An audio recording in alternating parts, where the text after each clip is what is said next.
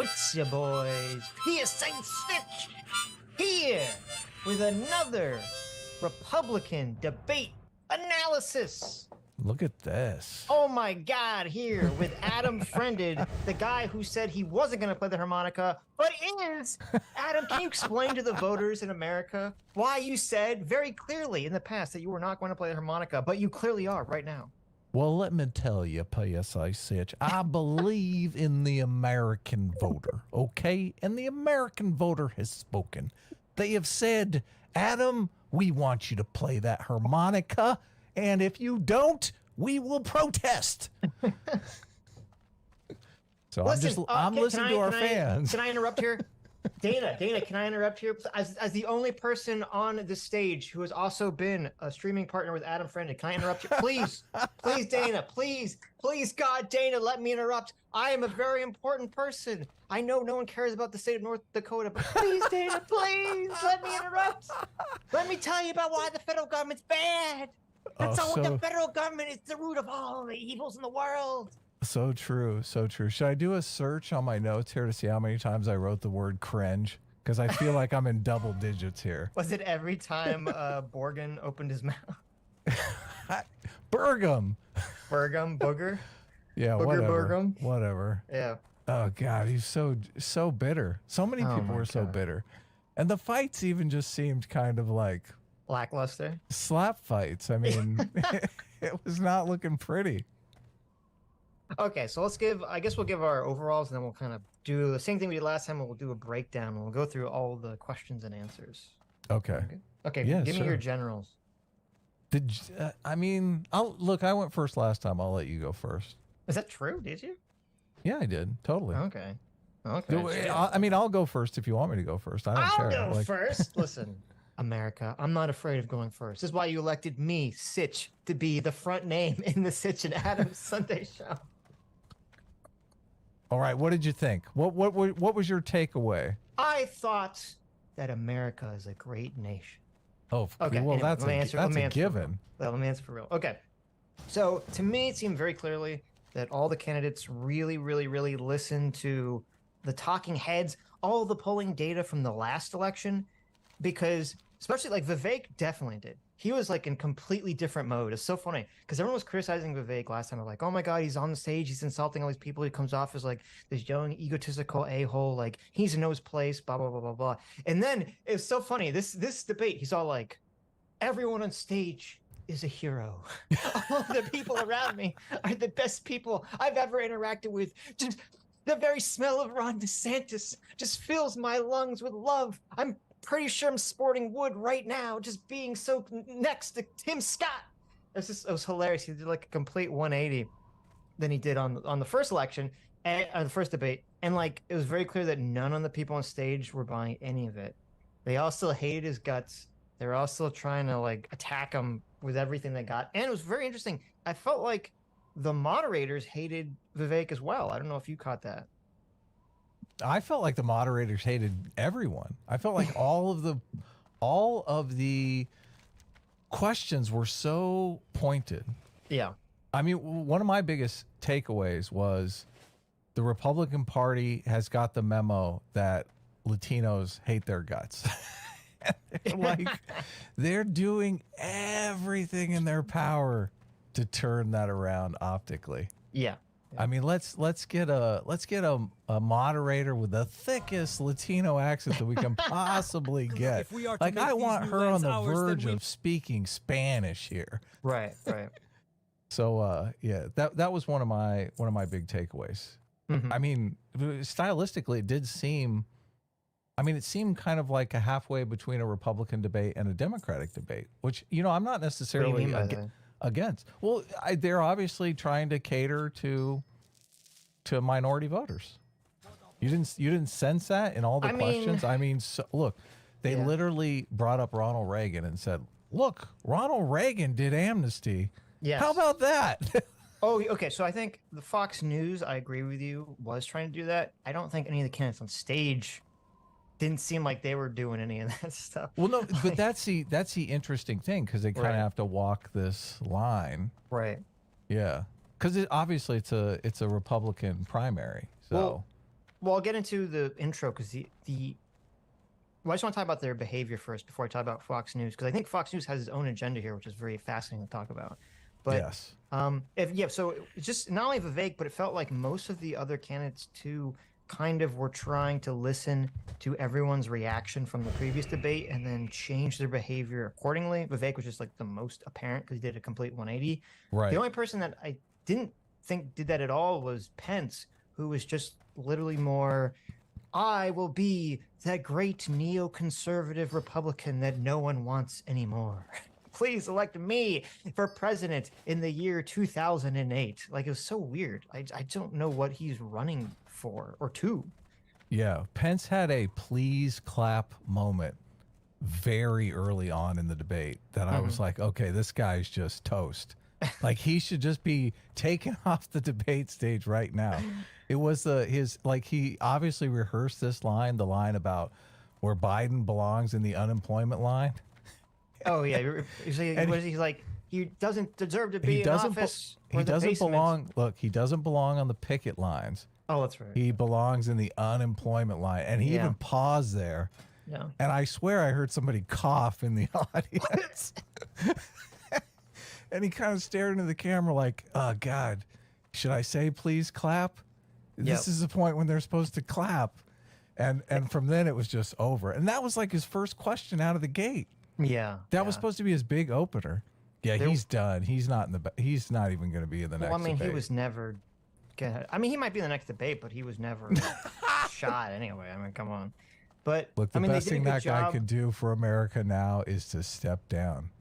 They did a good job, I think, with the audience. The audience didn't really cheer or interrupt that much. There's a little bit of it, but it wasn't like the first debate where they literally had to tell the audience to STFU. There was some booze. There was some booze. There was a couple. There was a couple, but it wasn't anything like the first time. No, they had to literally tell the audience to stop. The crowd was not as ruckus as the contestants. Like, what please stop interrupting. There was so much What the hell? What is this chattering on the side of the stage? Is that the audience or is that what's going on here? And it was funny because like they did this thing where when people would interrupt, they'd actually turn off their mics. Like at first they didn't. Oh, but then they started turn off people's mics. So you just hear like someone in like the background going, "Fuck you!" Like you're like, I don't know what this guy's saying. Like, who is that? Is that DeSantis? Is that Tim Scott? Like, who's talking? Is that Burgum yelling about? Why didn't they cut to them? Because that would have just totally destroyed their career. That's why. Destroyed. Well, yeah, but I mean. Look, if you're yelling into a mic that's not even on, and I swear I heard somebody saying like, "Is this mic even on?" But I couldn't tell who it was. I was like, "Let me know." Like, cameraman, let me know. I'm not voting for that guy. There's no way in hell I'm voting for that guy. Yeah. But so the Fox News angle is very interesting here because, like as you brought up, Fox News is really trying to press this. Listen, Latino voters, right? Latinx voters, okay. The Republicans don't hate you. They're not racist against you. Here's our strong, independent Latina woman who is on the panel asking questions. Right. And it was very interesting too because they play. So they're in like the Ronald Reagan. I don't know where they are. Ronald Reagan Library. Yeah. Library here in Southern California. Yeah. Okay. So they're in some Ronald Reagan place. Yeah. Okay. Look, that's amazing. They have literally this giant. They have Air Force One that could drop on them at any moment because they're in an earthquake zone. I look at there's like inside it looks like a giant hangar, and there's this giant airplane that's suspended above the audience, and I'd be like the whole time it's in there, I'd just be looking up at this thing like this better not fucking crush me. No, I'm thinking like the big one is bound to hit Southern California any minute now. Like I'm not sitting in that auditorium for 2 hours. What are you insane? I get nervous when I'm under an overpass when I'm driving on the freeway. I'd be like, listen, put the airplane over the candidates, not over the audience. All right, let them risk it. Put them under the pressure. Exactly. But the thing that's interesting is that the beginning intro of this, if you remember in the first debate, the intro was what's his name, the guy singing the song. Oh yes, yeah. Richmond, north of Richmond. Yeah, right. And then this one was kind of like the opposite of that because it's like the exact opposite because that was all about sort of like the populist anger that is fermenting in the country. And this one was literally the opposite. It was all like, let's all salute for Ronald Reagan the man that brought in neoconservatism and neoliberalism into America. Let's all cry and clap for the man who stands completely opposite of almost everything populist currently. And I was just like, wow, this is very interesting. Is this Fox News like really taking a strong stance against right-wing populism? And I felt like a lot of the questions were sort of pointed in this way of like, I could feel like Rupert Murdoch or whatever Murdoch controls Fox News, like sticking their hands in the Fox News, like, yes, tell them that populism sucks. We need to go back to being neocons. Yeah, all those elitist pieces of shit at Fox News. Someone even said the siren song of populism. I have it in my notes, but I can't remember who said that. I was like, whoa, okay, taking a shot directly at populism here. I don't think that's a winning strategy. You and I have had raucous debates about populism. I mean, I'm not in favor of populism, but I just think it's interesting that it seemed to me that Fox News is coming out really hard against it and kind of really pushing the neocon angle. Of course, because they're elitist pieces of shit at Fox News. They're totally elitist scumbags. What are you talking about? Look, this is why I don't know if the anchors are, if it's just some, whoever owns Fox News. Look, I'm with the people. Okay. This is another thing they're talking. All the questions seem like they were written by Democrats. I was like, who is on the inside at Fox News writing all these questions? They're asking questions about striking workers and yes, and dreamers. Right. You're right. I'm like, what is happening here? It was, you're right. It was interesting because it's Fox News, so you expected it to be like really softball, but it was a lot of, you're right. A lot of these questions felt like they were questions that were written by Democrats. I felt like Trump had someone on the inside here. He's like, well, just like get rid of these. Look, let's just sweep these candidates off the field. They're kind of boring me now. They were fun the last time when they were yelling at each other, but I'm bored now. Let's get rid of them. Well, so they had the opening with Reagan, and they had Reagan quotes, including Reagan talking about, well, I don't know if the amnesty thing was later, I think, but had some like Reagan quotes. And then it was interesting. So then there's like the little moderator guys, like and this is still in the intro package. And he's like, what is the future of the Republican Party look like? Is it, and they literally say like, is it populism or is it something else? And then it cuts to clips of every single Republican candidate who's at the debate, except for Donald Trump, explaining like what they think Republicans are, what conservative movement is. So it's very interesting. It's like they all have a different view. So it shows everyone except for Donald Trump, who's just absent from the thing of like, what is the future of the Republican Party?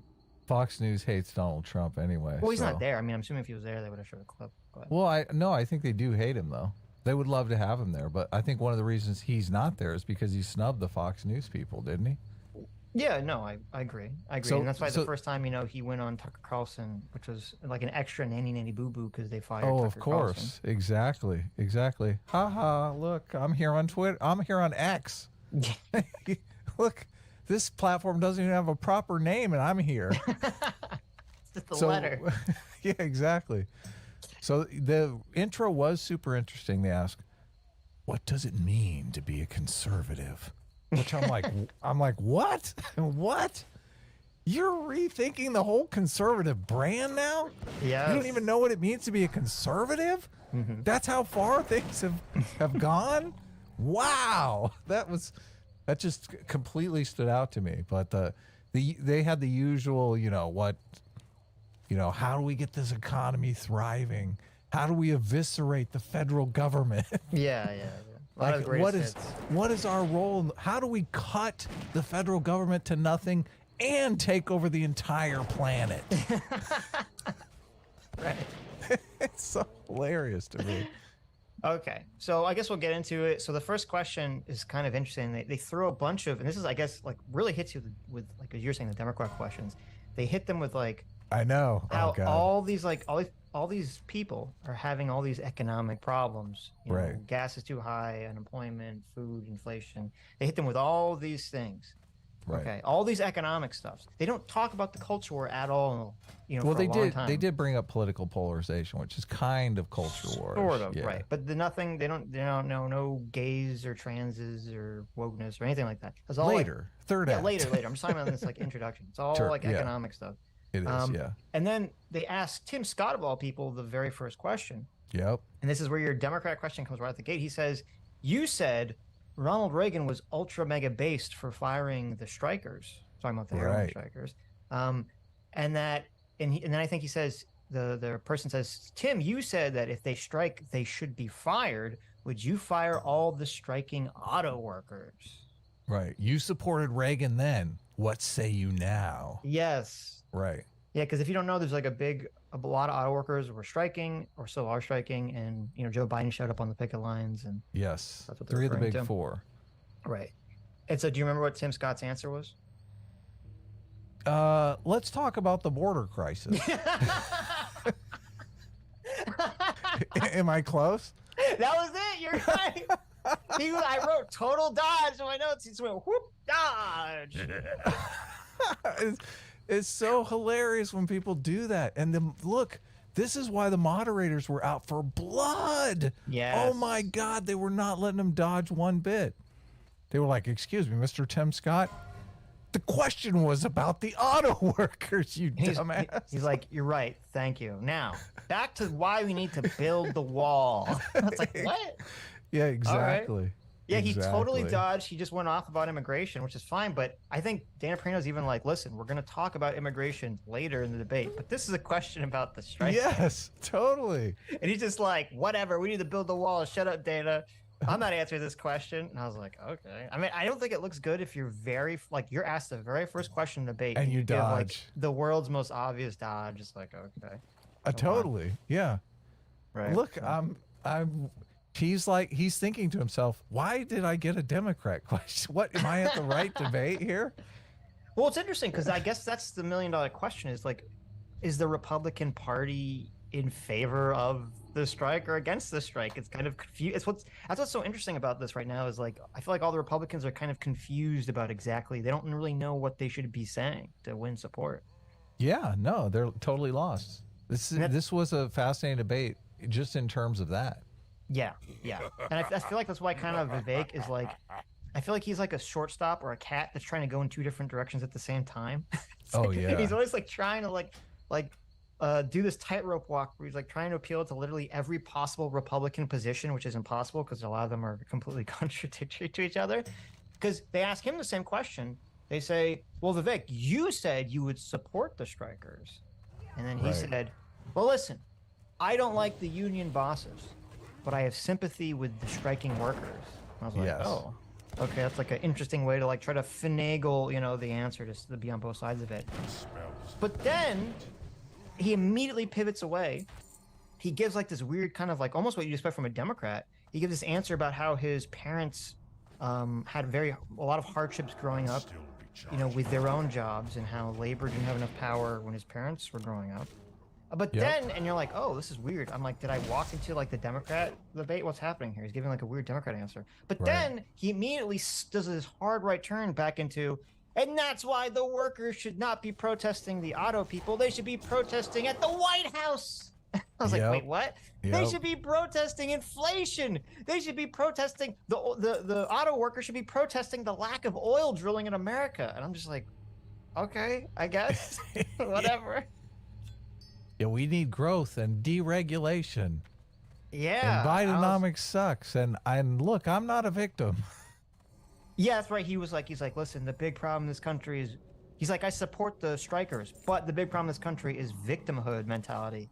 That's why they should be striking at the White House. I was like, I mean, and I'm thinking about this, and I'm like, okay, I don't think the answer makes any logical sense. No clear answer on the question. Yeah, but I wonder if it's like a decentish answer, because it's like, okay, he's like supporting the strikers, but he's also saying that it's the Democrats' fault at the same time. So, maybe it's muddled, maybe it's not. I can't tell how like the voters gonna take it.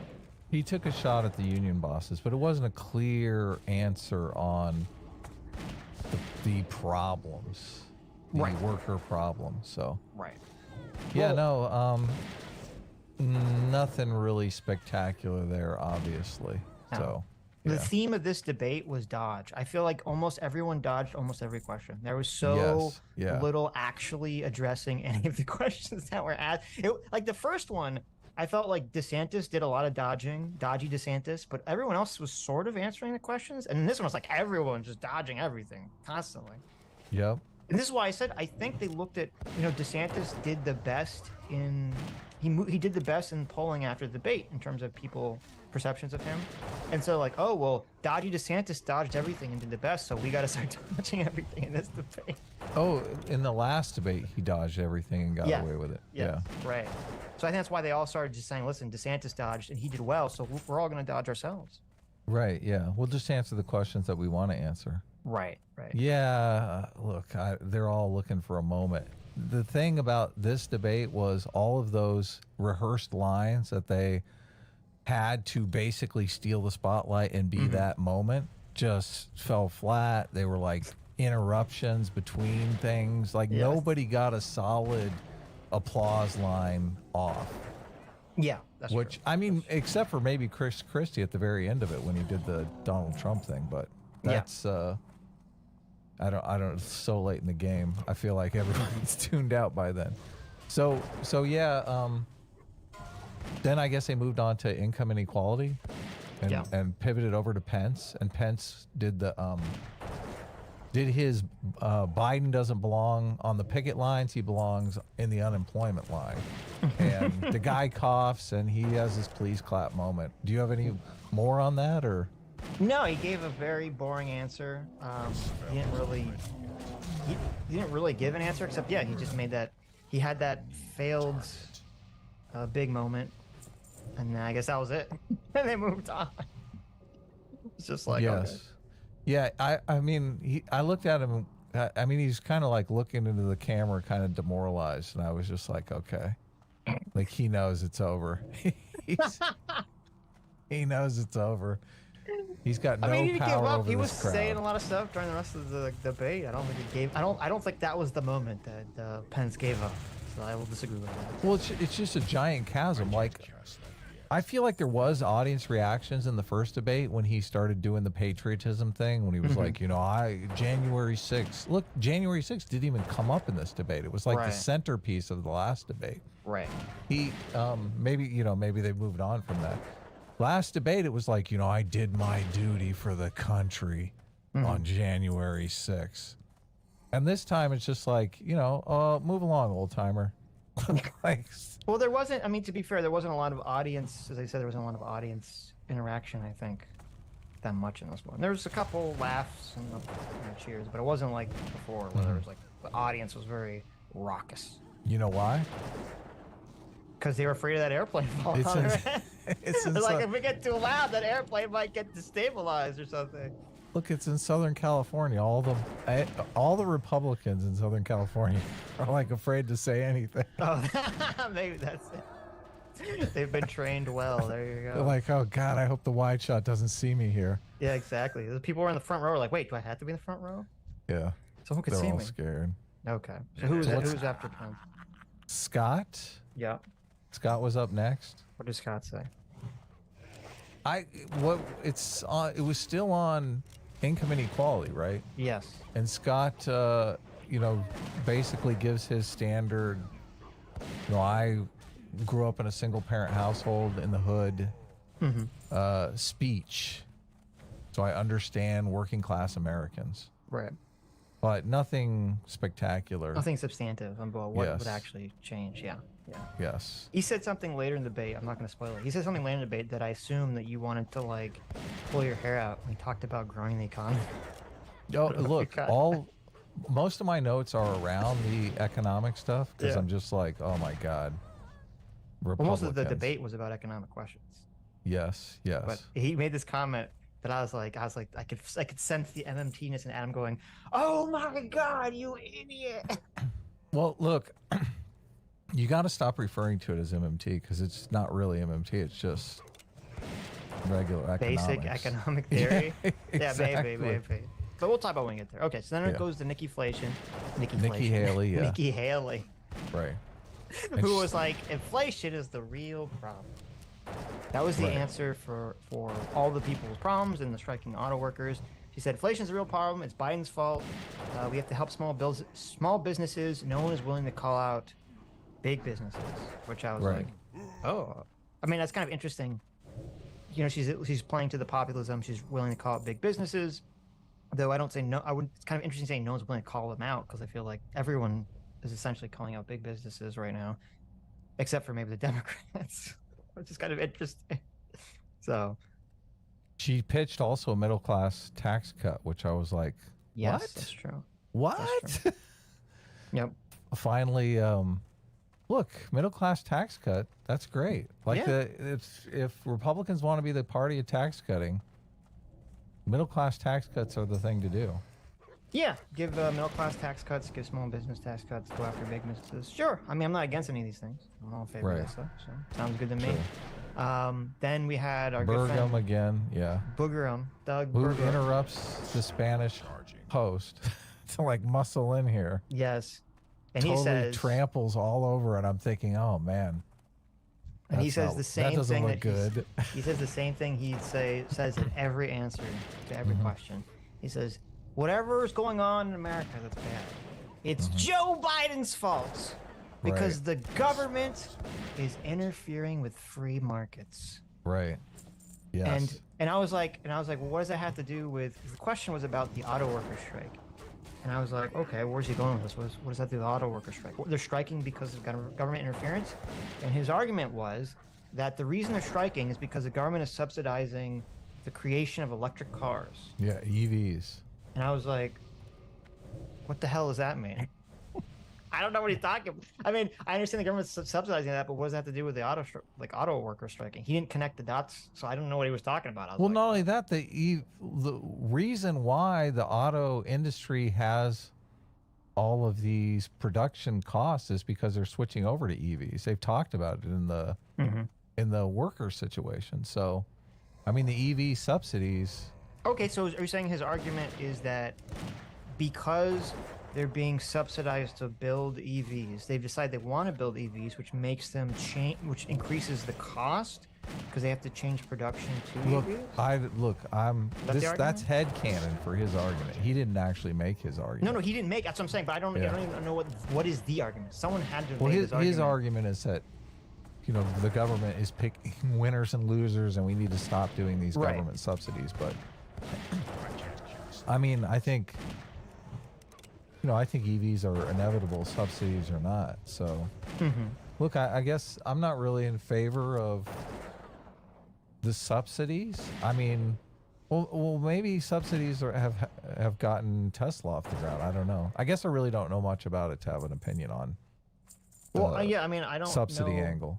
Right, I don't understand the specifics of any of the stuff, and then he didn't explain it. No one explained it. But I don't necessarily understand, like, logistically. So if the government was giving subsidies for them to build EVs, they would only switch to building EVs if they were making, like, that's the whole point of subsidies. Subsidies is that the government's giving a company money, which incentivizes them to do a behavior because it will be more profitable for them to do. Right. So the argument doesn't make sense to me that they're like, well, because we're being subsidized to do something more profitable, we're going to increase costs, which is going to make us screw over our workers. But would they do it if it was going to increase costs? Isn't that the whole point of the subsidy, is that it's to offset the increasing of the cost? You would think, yeah. But I know they're telling the workers that they don't have the money to pay them. Also, I mean, Tim Scott said that the workers wanted more money in a 4-day work week, and I was like, hell yeah. Yeah, I mean, I'm on the workers' side. There you go. I want America to go down to a 4-day work week. So. Ooh, okay. Yeah, look, we get Monday or Friday off. Yeah, I mean. Or Wednesday. Look, I'm a Fridays off kind of guy. What about Wednesday? Just break the week in half. That's an idea. Look, I think it's optional. Everyone should be able to choose. They just choose it. It's not going to work that way. It's got to be uniform. I'm out of place. So I guess then we moved on to the government shutdown? Yes. Is that what you have? Government shutdown, populism is a road to ruin. Right. Says the questionnaire, should voters blame populism? Right. Yeah, so the hosts are definitely not in favor of populism. Yes. Yeah. Yes. And Chris Christie said, so the question was, should the voters blame populism for the government shutdown? Chris Christie said, no, they should blame everyone. Donald Trump added $7 trillion to the budget. Joe Biden added $5 trillion so far. Joe Biden is hiding in his basement while Donald Trump hides behind his golf club and is not here answering these questions. Right. The spending issue. Spending needs to stop. Yeah, spending needs to stop. Donald Trump. Chris Christie was really pushing the Donald Trump's a coward for not being here angle, boom, boom, like constantly. I really wish that Republicans would actually come up with some kind of policy proposals beyond do nothing. Like beyond just cut spending. Yeah, cut spending is the answer to everything. No, yeah, but that's just such a crutch. It's such a crutch. Well, what else are they going to say? I don't know. Look, I'm not even sure why. I guess we're blaming populism for the government shutdown because a bunch of people are mad at the government. Well, no, it's because the people that want to, like Matt Gaetz and the quote Freedom Caucus, who I guess are supposed to be representative of the populace, are the ones talking about shutting the government down. Right, but I mean, they're answering to their theoretical voters, right? That want the government shut down. Why do they want the government shut down? Because they hate the government. Theoretically, I mean, I think Matt Gaetz is doing a Ted Cruz, and he's doing the I'm gonna shut the government down so I can run for president in 2028. The Republican argument tends to be government can do nothing right. They had that clip of Reagan saying that in the beginning of the debate. They did in the very beginning of the debate. Yeah. Reagan says the 11 most dangerous words in the world or whatever. I'm here from the government and I'm here to help or something like that. Whatever it is. Look, it's kind of a self-fulfilling prophecy, but if you have high taxes and not a lot of opportunity and healthcare is basically milking you dry and all of the inflation that we're everything you look at as far as America goes, I mean, it looks pretty bleak from certain perspectives. So I just it's easy to blame the government. If things were not so bleak and the government was a well-oiled machine, I think the Republican argument kind of goes away, and that's a problem, right? Because I feel like the Republicans sometimes are really just trying to destroy the government. Mm-hmm. You agree, right? I do agree completely. Yeah. I mean, that is part of one of the complications of the situation is that how are people I understand people want to limit the size of government, and I'm not saying this I'm not saying that's an invalid position, but it does create the complication of if that's the position, then you're going to attract people that are not good at governing, because that's the goal, is to just limit everything, right? People want to limit the government because the government is so messed up, bulky and inefficient. Yeah, right. Doing nothing if people had faith for and them. trust in the government, they wouldn't necessarily want to limit it. Yeah. Well, this is just my personal critique. Is I wish the Republicans would put forward some policies that actually could do some good in the world. But whatever. But it's kind of conflicted because it's putting forward a policy is not necessarily limiting the government. So I think they've kind of pigeonholed themselves to some extent on a lot of economic issues into being these kind of one note cut spending. How about 4 kids and no taxes? There's a policy. You're right. I mean, listen, there you go. How about custodial voting? Well, that's awful policy. But this debate was very light on policy, on specific policy. This debate was incredibly light on specific policy, which I don't think is necessarily a bad. Well, okay. I think some of the candidates did too much specific policy in the first debate, and it came off poorly. And that's why this debate was no policy. I think you need to find just throw out a general idea. You don't have to explain it, but just give the general idea of what you want. That has something to do with the question that's being asked of you. That'd be my take on the whole thing. This is where Donald Trump he makes all these guys look like clowns. He really does. Mm-hmm. Because Donald Trump will come out and he'll say, look, I have an answer. We're going to build a whole new city. I have an answer. We're going to buy Greenland. It's like he comes up with policy proposals. Mm-hmm. He doesn't just say, look, we need to get rid of the government. He says, no, let's do something. Look, we're Americans. Let's build new cities that we can build from scratch with all new rules and just fix it. Like, nobody's coming up with that. All they want to do is bitch and moan about, oh, the debt is too high. Look, everything is terrible. You know, it's interesting. I never thought about it until you said that. Like, and I don't remember because it's been a while. It's been a while. I don't remember Trump really going into the trough of, we need to shrink government, we need to cut spending. I'm sure he doesn't. Did. I'm sure he did, but it's interesting. All the things that stick out in my mind are what you're saying when he would throw out these like kind of like wacky ideas, like buying Greenland, or the build the wall, or all these like. And you're right. Maybe that's kind of the problem. Maybe the whole cutting spending, shrinking the government thing is just not. It's not persuasive. It's just not appealing to American voters. It's dumb. It's totally dumb. Look, I've said this before. Like, what it takes to run a successful economy is almost completely opposite of what it takes to run a successful business. The problem is, not many people know that. Right. They think you should run an economy like you run a business, which, I mean, you're not going to run a great economy that way. You really are. Specifically from a federal perspective, maybe the state perspective is a little bit more closer aligned to business. Totally. State is exactly aligned with a business. Yeah. Right. Thanks for pointing that out. That's an important distinction. But because essentially, like, the federal government's job is to provide resources for private businesses to exist, right, and also for state to function. Right. Yes. So they have a completely different goal than like what a business or even a state's goal is, which is to try to stay profitable and stay in the black. So yes, yeah.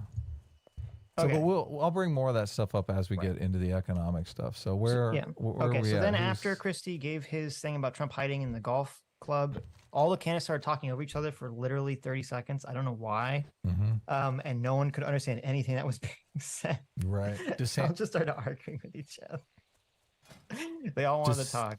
DeSantis said, interrupts to say government borrowing and spending is the issue. Inflation. Biden is MIA. Trump is MIA. Yes. Trump added 7.8 million to the debt. Yes. This is where Robot Ron tried to look like a real human boy. I remember. He did. He said, he pounded the desk. He said, I'm going to take out my pen. And he held up a pen. He said, I'm going to take out my pen. That's it.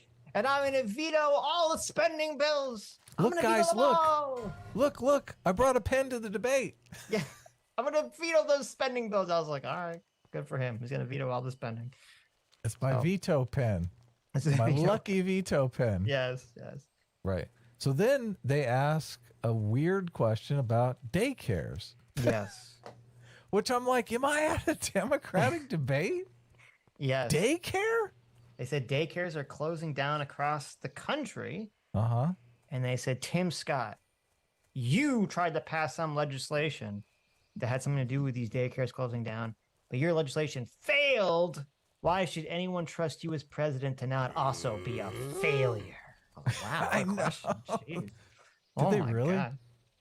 I mean, I'm kind of paraphrasing a little bit, but no, they were harsh. Look, they were harsh, this is a comedy show. We're allowed to do hyperbole for comedy purposes here. Yes. I just realized why they're asking this stupid daycare question. Why? Because Trump lost suburban white women voters. Oh, yes. Who cares about daycare? Suburban women. Suburban white women. Yeah. Well, I'm sure not just white women, but suburban women. Yeah. True. Right. Yeah. So then Scott had his laugh moment. I don't know if you remember it. He said, Joe Biden passed his Build Back Better program, or as I call it, Build Back Broker Plan. You're a tough one. Correct. Ridding the den of Rinthariel is a major step, adventurer. They will be slow to regroup, and so we can count on less alliance runners in the Barrens. They will think again before sending another this way. Thank you.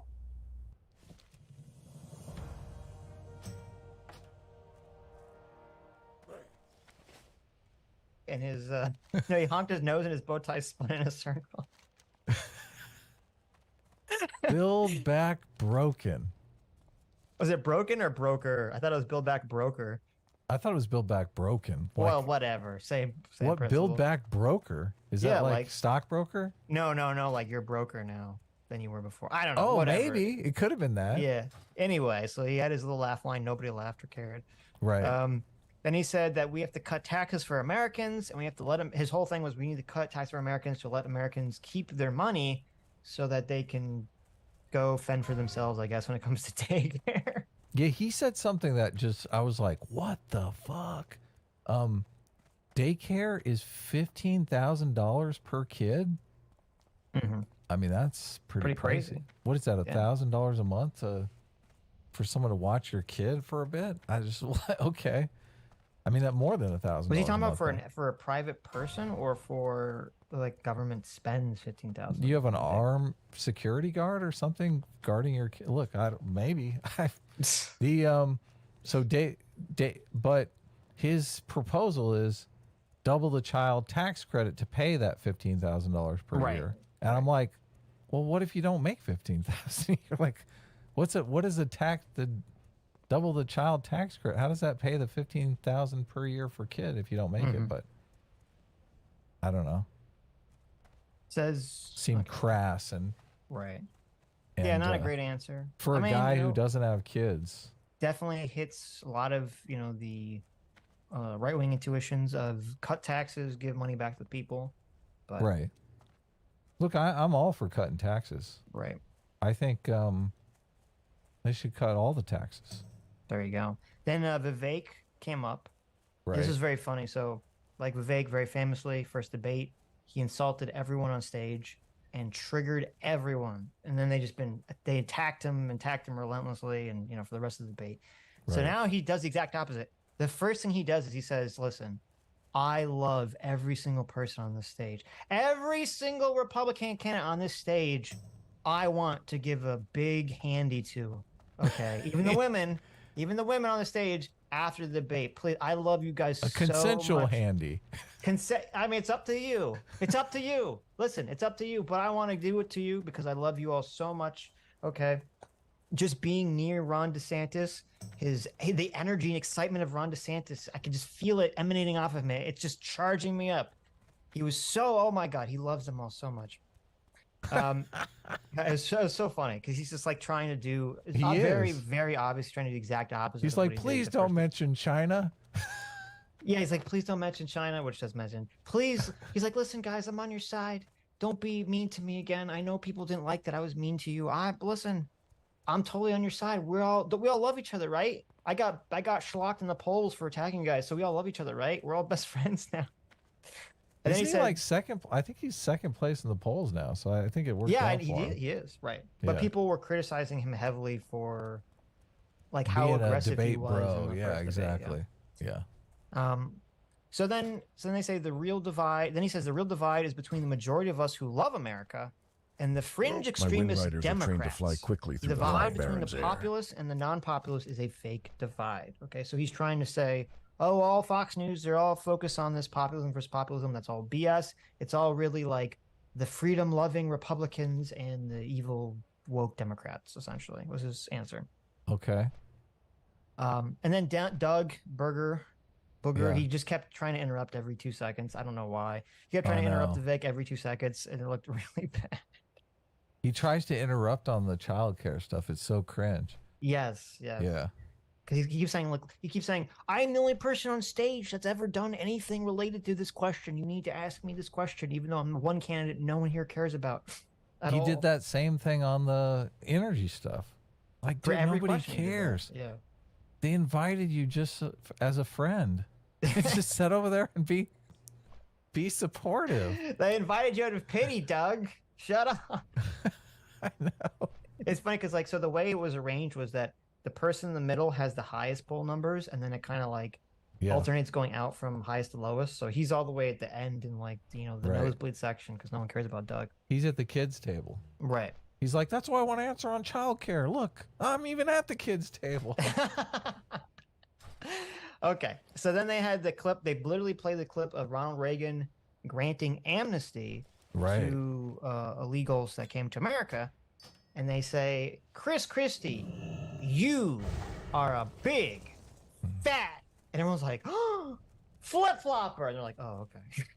You're a big I know fat this question. flip-flopper on this question is so brutal. Because you originally said that you were in favor of granting amnesty to illegal immigrants that came to this country, and now you're saying you're against it.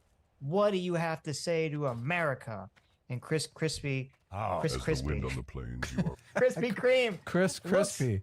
He should look. Donald Trump should call him Chris Crispy. I can't believe he has it. I'm sure he has. Everyone would know. Yes. Oh my God, that'd be so good. Chris Crispy. He looks directly at the camera. He slams the desk and he says, "Screw all those illegal immigrants. We're sending them back to Mexico. Get out of here." Right. And I was like, okay, fine, I guess. You left out an important component of the question. What was another? Because the question is so brutal. Evidently, he said something about tracking immigrants like FedEx tracks package. I was like, oh my God, that's brutal. Yes. Chris Crispy. Yeah. Are you going to track people like FedEx? Yes. Oh man. That's true. Yeah, you said that. Yeah. And then so he just kind of super dodged. I mean, it's like he half dodged because I don't believe he gave any explanation of why his position changed. He just said, send them all back. Send them all back. No. Strong immigration. I was like, all right, I guess. Yeah, he wants to deport people, but yeah. Yeah, I don't know. It might actually be time to like hammer out some sort of immigration policy. True. Look, it would help. The Democrats are taking advantage of the fact that there's no solid immigration policy just to let everyone in as potential Democratic voters. I mean, it might be time to actually go to the table and talk, right? I guess they're worried about their voters because their voters are like, no one, never, ever, no immigration, right? Well, there's only besides Nikki, who she answered next, there's only one policy that was given on immigration besides build the wall or secure, like a vagueness, generalness of secure our borders, whatever that means. Right. And that was to, go and invade Mexico. But that was really for more of the cartel I know. stuff. That wasn't really for like the immigration stuff. So Nikki responds after Christie, and she's the only one that gave a policy on this. And you know what policy she didn't 100% say it, but she was kind of alluding to my policy, your boy Sage's policy. She's like, we just need to catch them and then deport them back. Now she didn't go full on get rid of amnesty granting at the border.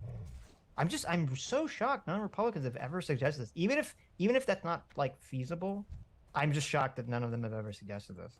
What, turn them away at the border? Yeah, just say we're no longer even going to consider amnesty at the border. I think they have to do some legal wrangling to do that. Who cares? This is the election, baby. You can just say whatever you want. Oh, I guess you're right. You're right. Yeah, you're exactly right. Right. So she said, we have to stop catch and release. We have to go to catch and deport. And then she said, secure the border, stop illegal immigration, blah, blah, blah, blah, blah, blah. I'm out of range. Defund sanctuary cities as well. Defund sanctuary cities, yeah. Which, I mean, if the cities are getting a bunch of federal money and they're coming out and saying, look, we don't care about federal policy. I don't know. Make them think twice about that. Seems like a pretty good plan to me. Sure, I agree. So, and then, yeah, go ahead. Oh, and then, so the next question was, China invested in Latin America heavily. Are you comfortable with China deepening ties with Latin America? To which DeSantis responds saying, the people in our government right now are all China simps. They're all simping for China. We're going to have a real military power in the oceans outside of China, which I thought was an interesting answer because I know a lot of people in the Republican Party are kind of isolationists, and he was saying that they're going to put military forces in the ocean outside of China, whatever that means. As soon as we're done cutting the government by 75%, we're going to send nuclear submarines to the Indochina Pacific. Look, it's just this stuff drives me insane. It's like Republicans constantly complain about how Democrats want it both ways. Well, you guys want it both ways just as much. What are you talking about? Right. Well, it's always cut everything. The power was mine in my very hands, and I want it back. Like shrink everything else, but keep the military big, I guess. So beautiful it was. Deemed the Terror of the Moons, it was the first great discovery we made at Baal Modan. It should have been mine. Mine, I say. General Twinbray grew jealous of the power it gave me. He locked it away in the keep. Called it cursed, he did. The fool. Others wanted it, and they had to be stopped. That bastard twin braid drove me off. Now I want it back. Back, I say.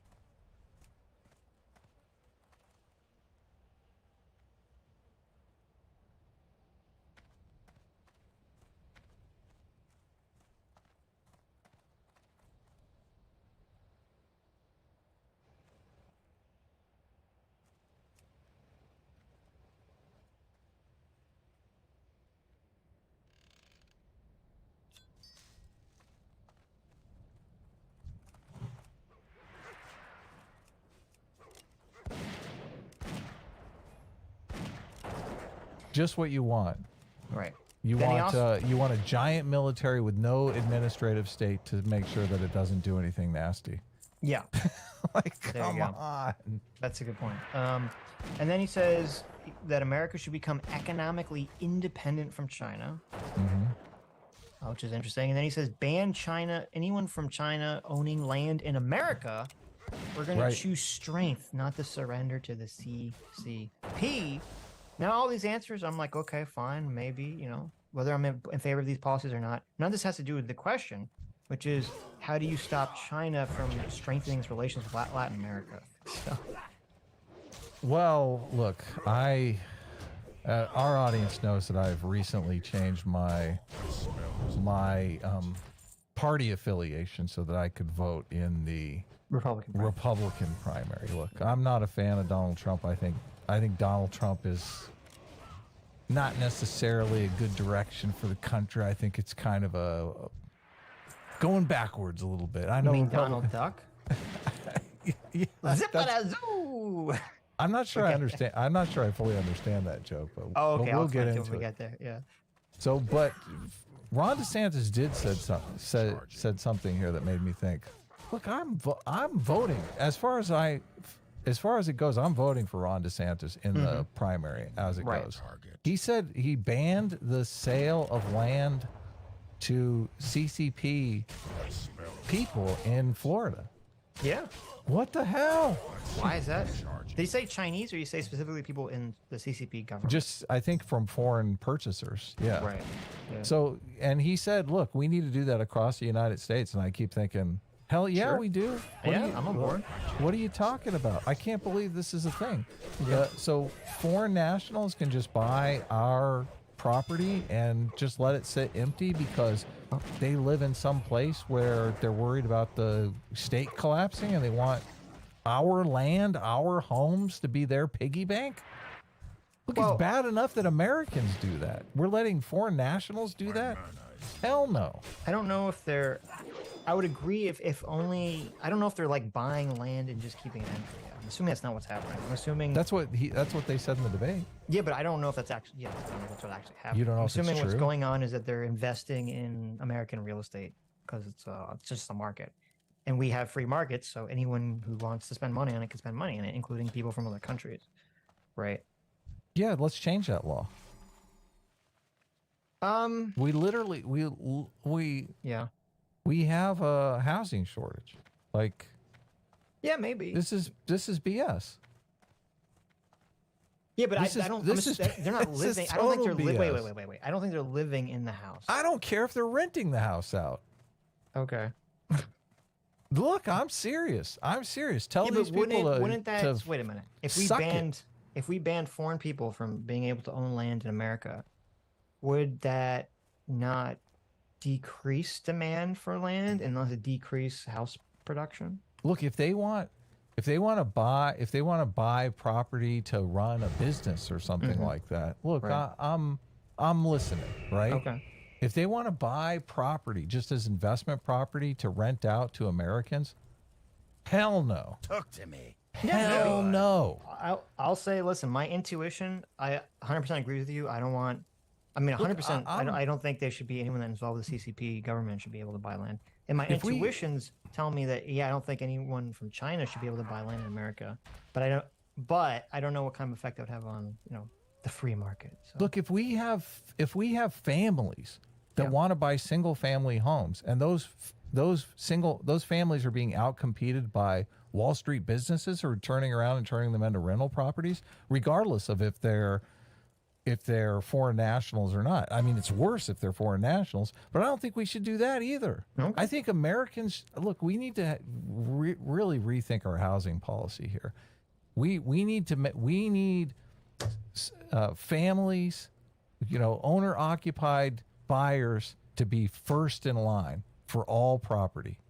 That's the way it needs to be. Okay. Like this idea that you're forcing people into the rental market because investors are buying up all the property is just a giant FU to young people. It's a giant FU to hardworking Americans. Right. Like, I'm fully against that.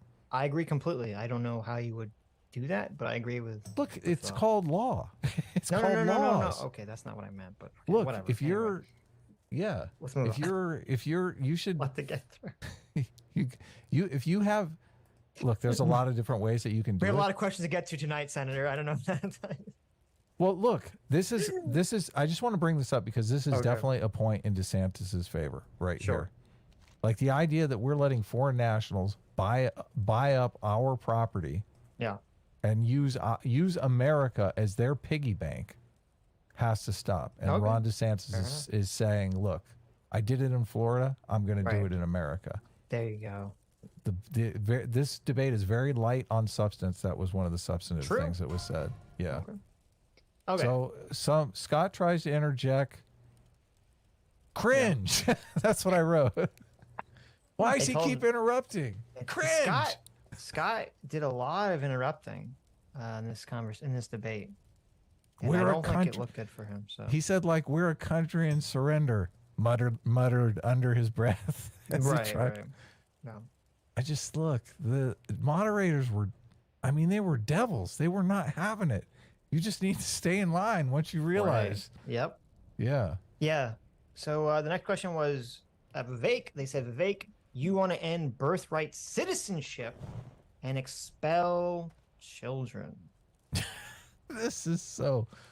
Oh, and I was like, ooh, okay, that's a good question. So Vivek, he goes up to the mic, he looks around, he says, everyone on this stage is At the last, most the power base is mine person again. on the Mine, I planet. say. I want everyone on the stage to know that I love you all individually, okay? If you all want, after this event, can you all sign my autograph book, please? Can you sign my yearbook? I want all of you to sign my yearbook, and let's take a photo of us all hugging, because I love you guys all so much on the stage. That being said... That's how you pictured it? Yes. That's what he said. He said everyone on the stage is based. Okay. But then after that, then he says, and he actually answers the question. Then he says, we need to militarize the southern border and end aid to Mexico. I was like, okay. And then he said he was in favor of ending birthright citizenship. And his argument here, which to me sounds really stupid. Okay. I haven't looked at the legality of this. This sounds really probably 100% not true. Was that he argued that, well, I do give him credit for at least giving an argument, because usually no one ever gives arguments in these debates. He says that the 14th Amendment doesn't apply to illegals because it doesn't apply to Mexican diplomats. Right. And I was like, yeah, but doesn't it have something to do with them having diplomatic immunity or something? Well, and they have citizenship. They're literally a diplomat in the nation that they're from. So. Yeah. But look, I think if a diplomat had a baby that was born in the United States and they wanted to apply for dual citizenship, if that was a thing, they probably could. Probably half a dozen Canadian diplomats that have dual citizenship. It says most children born in the U.S. are U.S. citizens at birth. One of the very few, if not the only exception to this rule, is that children born in the U.S. to foreign diplomat officers do not receive U.S. citizenship at birth. Oh, wow. Okay. But my understanding is that there's a very specific carve out somewhere that specifically says, because it's what I said. Okay. So if you look up on the U.S. website for citizenship and immigration, it says a person born in the United States to a foreign diplomatic officer accredited to the United States is not subject to the jurisdiction of United States law. Therefore, that person cannot be considered a U.S. citizen at birth under the 14th Amendment. Because the 14th Amendment says that anyone who's subject to U.S. law that's born in the U.S. gets birthright citizenship. So I have an idea. Yeah, but so then Vivek said, well, illegal immigrants aren't subject to U.S. law. I'm like, yes, they are. What are you talking about? When we let them in at the border, Yeah. we make them diplomats. What do you think? Yeah, but then that would get you what? That would give them diplomatic immunity. You don't want to do that. That's even worse. Damn it! I thought I had the perfect solution. Right. So I was like, okay, I give him credit for answering the question, but I'm pretty sure that's just completely wrong. But all right, whatever. So I mean, it would take a constitutional amendment. I'm pretty 100% sure it would take a constitutional amendment to change birthright citizenship. You couldn't just do it with a normal law or executive order. So Right. Anyway, so that was his answer. Then so he's Scott, going after the babies. Yeah. Also, I don't think it's. To me, it's weird. I don't think it's.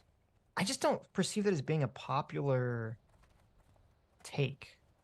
Because yeah, people are going to perceive it as you perceive it as like they're going after the babies, which totally. You don't want to be that guy, right? Of course, yeah. Why wouldn't you like just the baby is innocent? Yeah, exactly. Like why would you go for ending birthright citizenship before you go with and just turn everyone away from the border? Yeah, that seemed like a huge stumble by Ramaswamy. It comes off as callous and cold when he's kind of got a reputation for being callous and cold. Right. So then Scott responded to that saying the 14th Amendment was about slavery, not immigration. And I was like, all right. And then he calls out Vivek for Vivek being a jerk in the last debate. Right. And he says that Vivek is in bed with China, just like Hunter Biden. Everyone in the crowd went, oh, snap. This was awesome. Yeah. He said, look, Vivek, at the last debate, you said we were all bought and paid for. Great news. But I looked around. Guarding this hunk of wood for too long. It seems like I can spend some time with maybe my family. you're bought and paid for. Brave traveler, the centaurs have increased their attacks in this area. Freewind Post must know about this renewed harassment immediately. Seek Cliffwatcher Longhorn at Freewind Post to the southeast and give him this urgent message. Be warned, avoid the Grim Totem clan nearby. They have been acting strange toward us lately.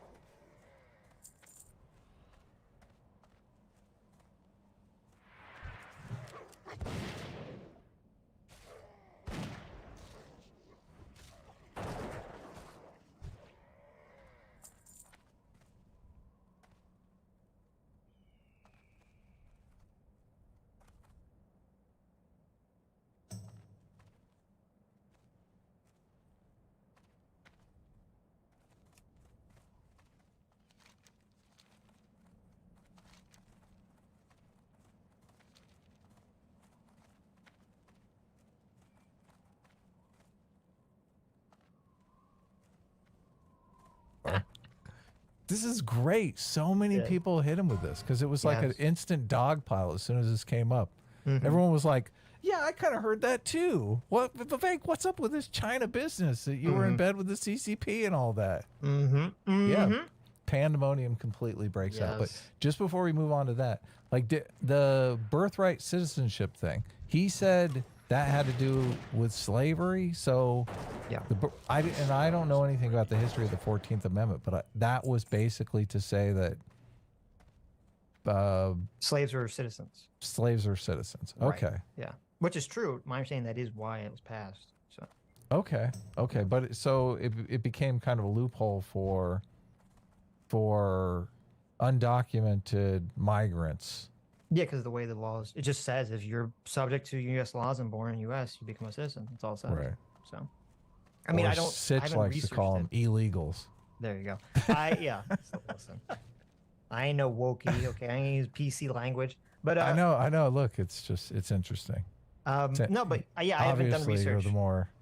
I'm the more right wing person here, obviously. I haven't done research on it, so I don't know. I mean, I don't know what the immigration situation was at the time that the 14th Amendment passed, so maybe it wasn't even conceived of at the time that they were thinking about this. But I would be kind of shocked if the people that wrote the law didn't think about how this would relate to immigration, because it so obviously would. So Vivek, he immediately gets on the bike and starts backpedal. He's like, oh, yes, well, we did open a company in China. Backpedal. Before we get to that, so it's funny. So after Scott, slams him, right? Right. Scott body blow. Yeah. Right. Yeah. No. Tim Scott jumped up to the top rope and he did like a massive atomic elbow drop on Vivek's face. Right. Okay. Yeah. And then every other person on stage picked up like one folding chair and they all start surrounding Vivek, like they're all gonna just beat the crap out of him. Then Vivek is like, wait a minute, everybody stop. Listen, please listen. He's like bleeding profusely, and they're like, everyone just paused for a second. He said, I said that he's like, listen, you're all good people who have just been tainted by a corrupt system. And they go, oh, shut up. And they'll just start beating him the deaths of the chairs. Like, you call us tainted? You were sleeping in bed with China. Bam, bam, bam, bam, bam, bam. And he's like, shut up. I can't talk. Moderator, save me. Moderator, save me. And the referee blows whistle and like, everyone stop hitting Vivek with chairs. Okay.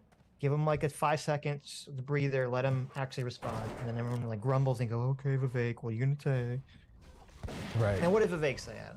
Well, he said that, look, he was in bed with China for a spell. But as soon as he found out that they were bad, he got out. He ran. He ran for the hills. I didn't know they were bad when I started banging China. I didn't know she was bad. Okay. Right. I thought my parents were just being overprotective when they said China was no good for me. Right. So, did you remember what Nikki said in response to that? Well, Nikki got in, and so did DeSantis get in. Yeah. Like a lot of them were just saying, yeah, what's up with these deals with the CCP? What happened with that? Is that real? So he said, yeah. So he makes this argument like, oh yes, I was in bed with China, but I got out as soon as I knew they were bad. And Nikki's like, you mean as soon as you started running for president? Oh yeah. I was like, oh. And then Tim Scott kept trying to interrupt, and then DeSantis did what DeSantis do, where he's like, listen, I am the great unifier of the Republican Party. All this infighting is a waste of time. Stop it. We need to be productive. I was like, shut up, lame-o. Yeah, look, hit him a couple more times before you do that. Everyone's beating up Vivek, and DeSantis is like, stop, pay attention to me. I was like, no, I want to watch the blood.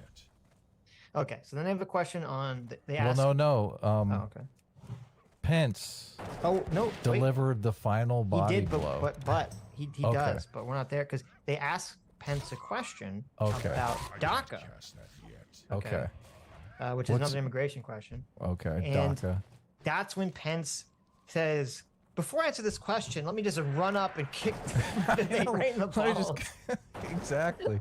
Okay. Look, he's still on the floor bleeding, and he's like, before I answer this question, I have something I need to do. Whack! People's elbow, bam, right in the side. It makes like, oh. You remember what the zinger was?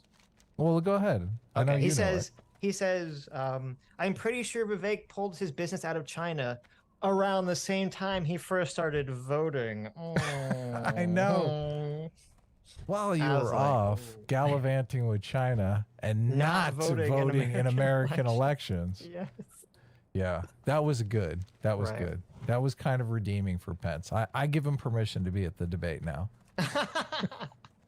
Yes, though I don't know if everyone got the reference, because the reference was, I think Vivek famously said he didn't vote his entire life until 2020.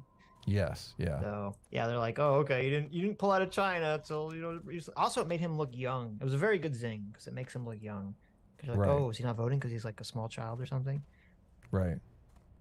So and then he talks about DACA. He gets his hit. He gets his hit in. Yes. And then so he's looking good, but the host immediately eviscerates him. What did the host say? Well, because Pence, the question is about DACA, but he goes on to talk about like securing the border or something. Yes. Right. And the host basically chimes in and is like, dude, the question is about the Dreamers. What's going on here? Yeah. Should the Dreamers be allowed to stay or should they be deported? Right. Yes. Yep. So then. Which he didn't answer. So he's not answering, and the host basically chimes in and says, the question's about the Dreamers, dude. And so he goes on to talk about cutting government spending. And he never answers a question. It's a total dodge. And then he looks over at DeSantis, who didn't bloody himself up with a Vivek, and is like, you need some blood on you. And he runs over and he slaps DeSantis across the face and he says, you raised the debt in Florida and the Florida budget. Don't tell me about government spending, biatch. Right. And then DeSantis actually didn't answer that. Or they didn't allow DeSantis, I don't think, to answer that question. So. Right. Okay. The next question was... We're done with immigration, right, in DACA? We're moving on to crime. Oh, actually, no. I think there was a commercial break. Everyone started arguing, and there was a commercial break.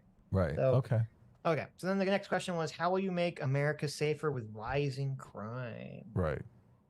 Now we're finally into Republican territory here, but not for very long. There you go. Chris Christie says he set records for numbers of prosecutions in New Jersey, that he will put AGs in place to crack down on cities, whatever that means. None of them really, well, one person did, but he didn't really explain what that meant. How would the federal AGs crack down on local city crime? Then he attacks Trump and says, this was kind of funny. I don't know if it'll play well with the base, but he said, Donald Trump, I know you're watching me right now. You can't help it. But you're not here because you're too afraid to defend your record. Well, if you keep ducking these debates, we won't call you Donald Trump. We'll call you Donald Duck. Right. To which he got a smattering of booze. Yeah, he put his big grin on his face for his big funny joke, and then people in the car were like, boo. Yeah. Boo. That was lame. Cringe. They did not. Yeah, they did not like it. So. Yeah, the Donald Duck joke didn't land. He also messed it up because I told it better than he did. He had too long a gap. He had too long a gap between ducking debate and Donald Duck. So when he got to Donald Duck, you're like, what? Yeah, you didn't get the ducking debate portion of it. Look, right. I didn't even get that until you just said it. Yes, right. That was it was the joke. He was ducking debates, they're gonna call him Donald Duck.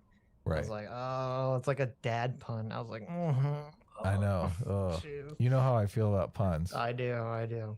So, okay. So then there was another crime question about the same DeSantis. DeSantis. Right? Yeah, DeSantis talked about the decay of America. Right. And then this whole thing was kind of just like, and a lot of this debate was focused around like immigration and crime is all like safety. America is an unsafe place. We need to increase safety in America. We need to deport all the illegals. We need to stop crime. And then he said, we back the blue in Florida. We have 50-year low of crime in Florida. I have no clue if this is true. Good then he said, you. I'm jealous. I mean, it's good if that's true, but I have no clue if it's true. Then he said, we're going to bring back civil rights cases against the state attorney generals. Yeah, the Soros prosecutors. Yeah, and I didn't know what he meant by that. He was going to sue state attorney generals under civil rights cases. But unless he's saying that, like, because the fact that they're not going after crime, that they're somehow violating the rights of the equal protection of citizens, which maybe that's what he's talking about. If that's what he's talking about, I think that's interesting because he was the only person, again, who was giving some kind of actual policy about how you would actually use the federal government to try to impact state AGs and state crime, if that's possible. I don't know. That could just be a completely fanciful idea, but yeah, I don't know if the DOJ has any power over state, because all not directly. The crime is state laws, right? Mostly, yeah. Yeah. Well, that's why he was saying if they could somehow try to sue the state AGs under violating independent citizen civil rights, which I don't know if that's ever been done for not going after crime. I mean, it's an interesting idea, but I think this would be a popular policy with Republicans, definitely. Right. So Haley goes on to say we need to take care of cops. Yes. Got to stop, catch, and release. Yes. Law and order. Yeah. Then back to China. She talks about antibiotics need to be made at home. Yeah, I don't know if this is true. She said the #1 antibiotic we get from China is also made in Texas, but not allowed to be sold or bought in America. I didn't really understand what she was talking about. I don't know if it's true. If it is true, it sounds wacky, but... And we had then they're like, okay, listen here, Governor of North Dakota. No one cares about you at all. He's been trying to interrupt on every question. He's been trying to interrupt, and I keep telling him to shut up because no one cares about him. They're like, okay, we're gonna finally ask you a question, Governor Boogum, whatever your name is. And they're like, well, let's ask you a question that no one cares about. How are you gonna curb gun violence in America? Here's your Democrat question. No, it's even more Democrat than that. It's like, gun violence is really bad for Latinos. What's up with that? You're right. Yeah. Right. They talk about mass shootings. It's like, look, it's Latinos that are suffering under the gun violence. Right. How are you going to help them? Yeah, I listen. I don't know what the demographic breakdown of North Dakota is. I don't know if they have a big I know. There's like 6 Latinos in the whole state. And then his answer was, the liberal left just wants to prosecute law-abiding gun owners and take away the Second Amendment. Then he started saluting, and an eagle flew down and landed on his shoulder. And he said, these violent cities have the strictest gun laws, so we need to get back to mental health and family issues and need stricter law enforcement. I said, great. Sure. Okay. Whatever. Boring, though. Then next question. Well, Pence says, can I answer the question? No, shut the fuck up. Okay. So they move on to Ramaswamy. Right. And they said, it's so cringe.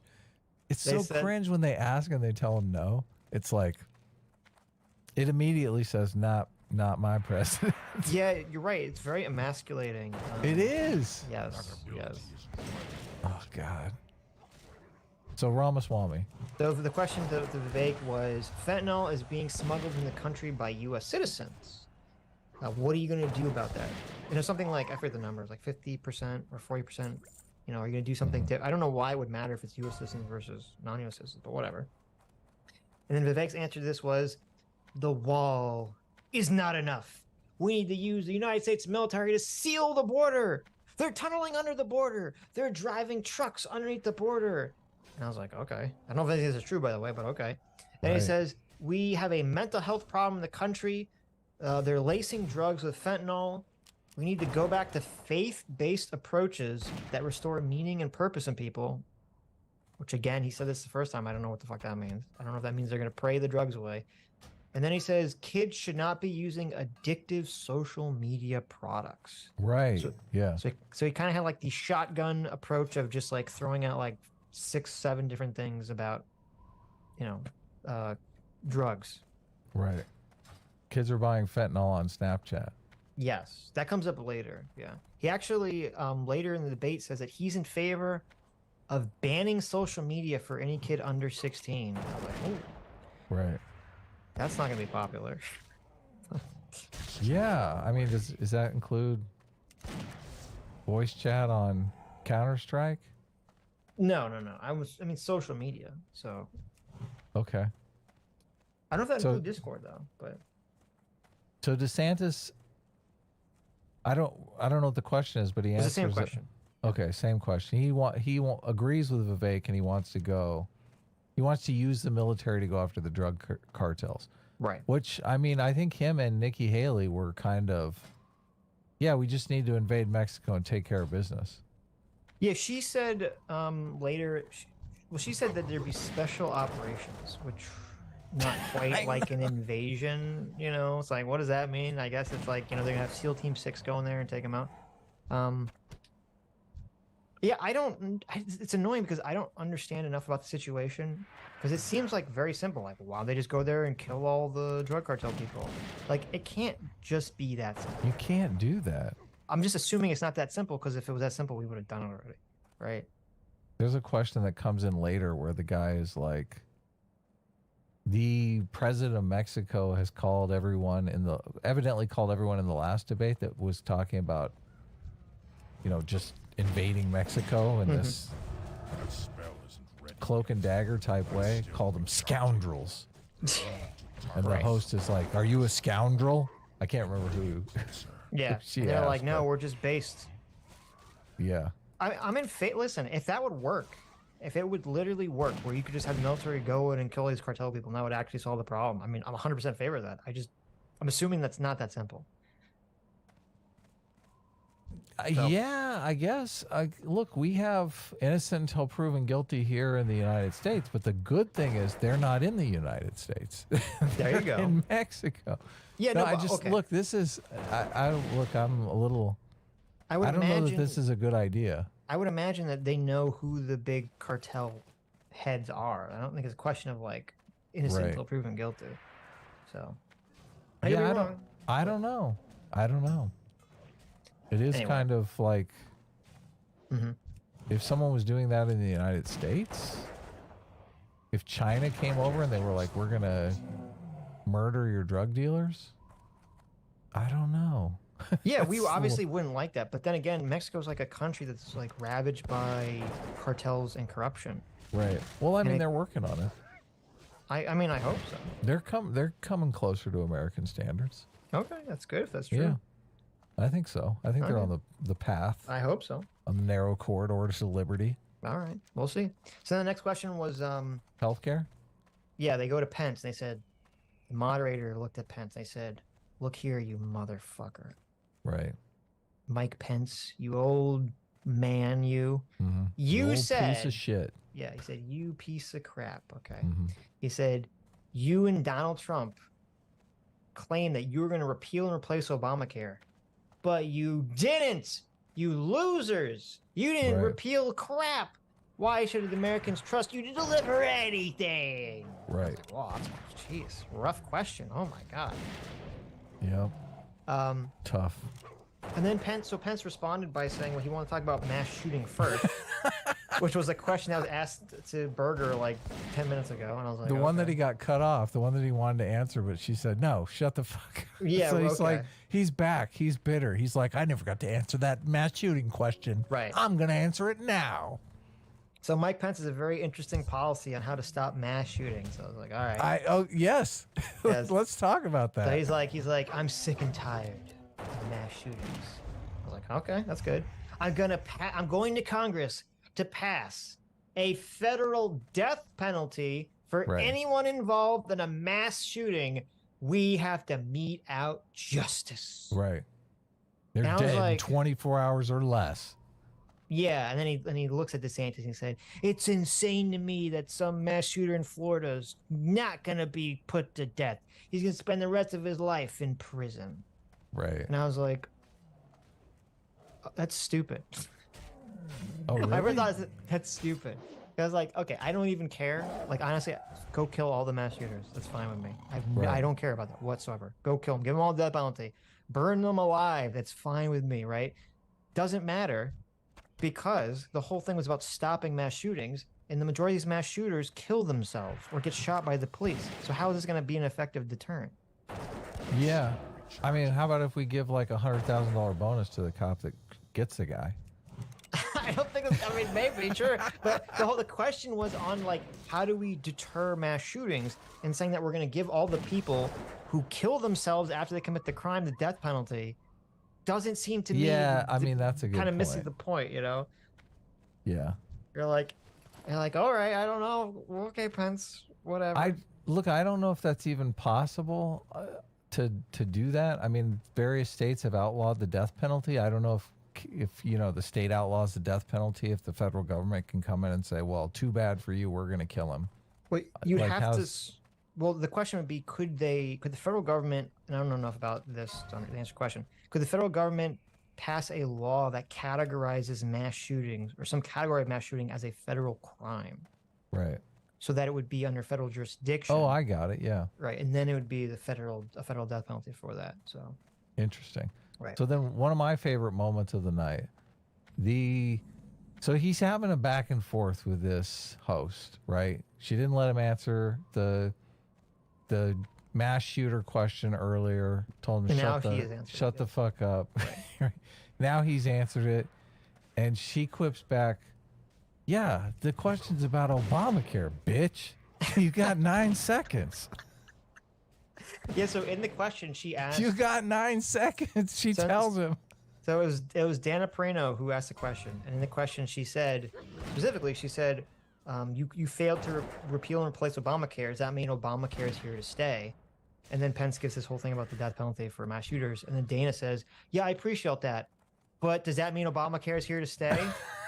And the crowd laughed. I was like, oh, how embarrassing. Like, the crowd all laughed at that. They're like, ah, ha, ha, loser. Yes.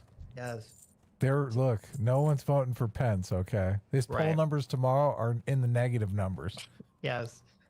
So then Pence's answer here was really weird.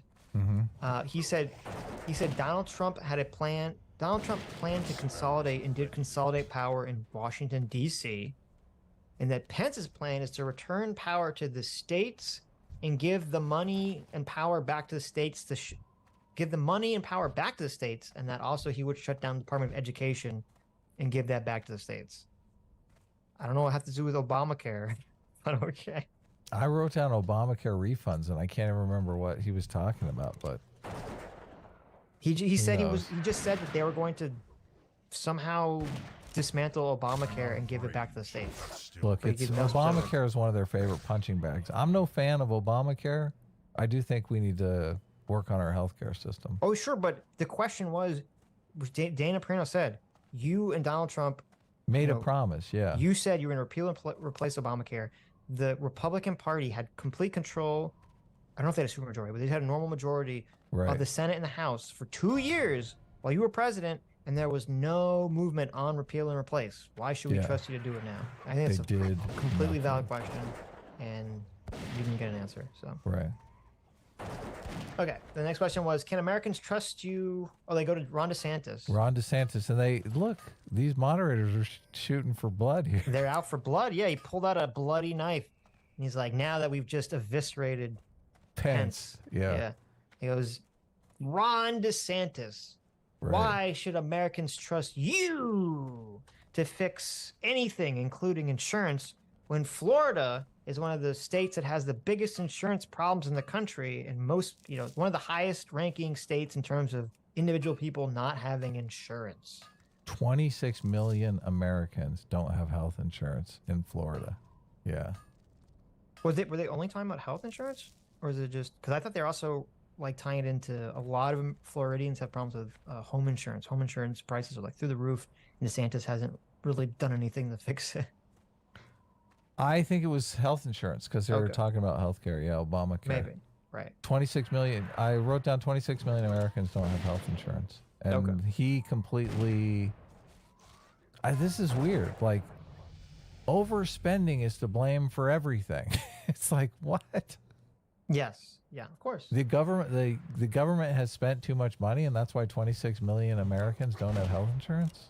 Yes. Well, DeSantis, he reached into, there's that trough. Right. I don't know if you guys saw this when you watched the debate. You can't see it. You can only see it in certain shots because all the candidates have these big podiums. All the canned responses behind them. Yeah, there's a big trough like right next to them that has like, it's got like all like the fortune cookie wisdom of all the like Republican sayings that you've all heard a million times. So he just reached in there and he pulled it out and he's like, Biden economics, we need to cut rules and regulations. We will become energy dominant and we will go after big government and big pharma. Right. I was like, okay, I don't know how it's going to help people buy insurance, but whatever. He did say big pharma, big healthcare, and big government are in collusion, which I think there's some actual truth to that. I would like to know. Yeah. Look, I would like to know how you're going to fix it. What are you going to do about it? Yeah, exactly. So it would look, how amazing would it be if they actually brought up the thing I'm always bringing up about Obamacare doing the 80-20 rule and it actually making our healthcare more expensive. Like, they need to fix that. Again, I'm fine with people not giving like really specific policy prescriptions. I'm not. Well, okay. I don't think they're very persuasive in most of these debates, but you got to give something more specific than like, we need to cut regulations and go after big pharma. I'm like, oh, okay, I guess. I just think none of these people know how to fix it. Well, they don't give specific answers. Yeah. Right. And then the questioner interrupted him and said, yes, but the record in Florida is worse than the national average. Why? And his response was weird. He said, the reason our insurance average is worse in Florida is because we don't have a lot of welfare benefits. Oh, wow. I was like, okay.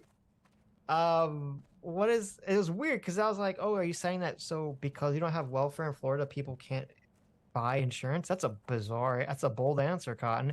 And then I think he kind of realized how bad it sounded, and he immediately changed his answer to, our employment and jobs are the best of all the big states. So I'm like, well, wait a minute. So then why don't people have insurance then? Because they're picking Florida oranges, man. Yeah, I don't know. But so anyway, it wasn't a good answer. It was a bad answer. So the next question was to Nikki Haley. Said healthcare accounts for 2/3 of all bankruptcies in the country, which is crazy. Right. And Nikki Haley says, how can we be the best country in the world with the most expensive healthcare? And I was like, wow, okay. So didn't expect that answer. And then she said, I will break the industry, make everything more transparent, which I know you're a big fan of. Hell yeah. Yeah.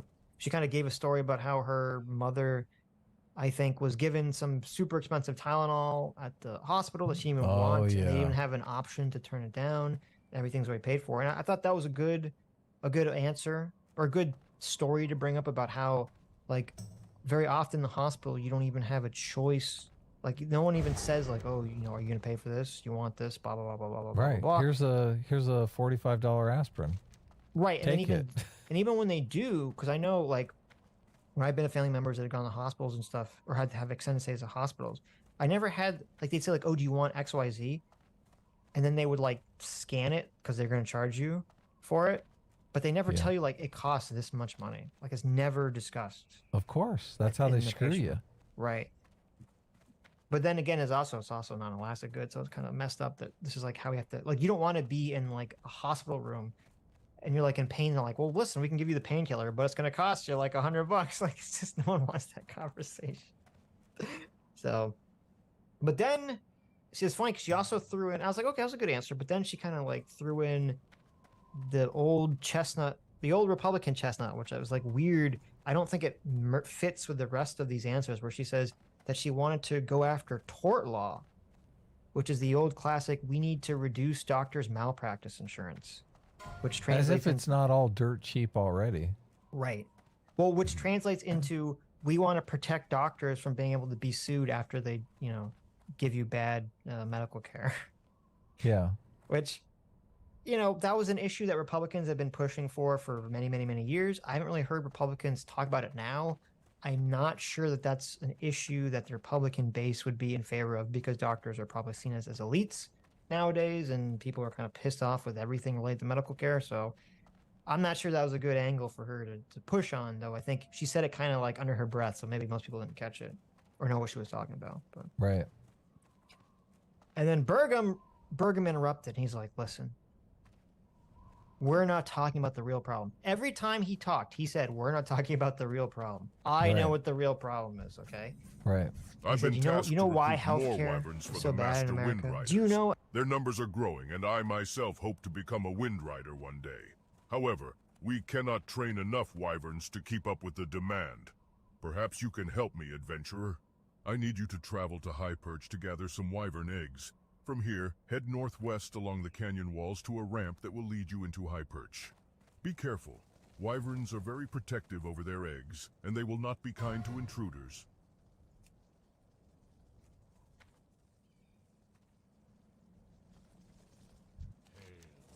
More bad news! These centaurs have gone too far! They raided one of my supply caravans and slaughtered the whole party! This is an outrage, and it will not go unpunished. Adventurer, I entreat you to hunt these centaur down. They shall feel the wrath of our revenge. Attack the centaur camp to the north of Freewind Post. Let wrath guide your hand.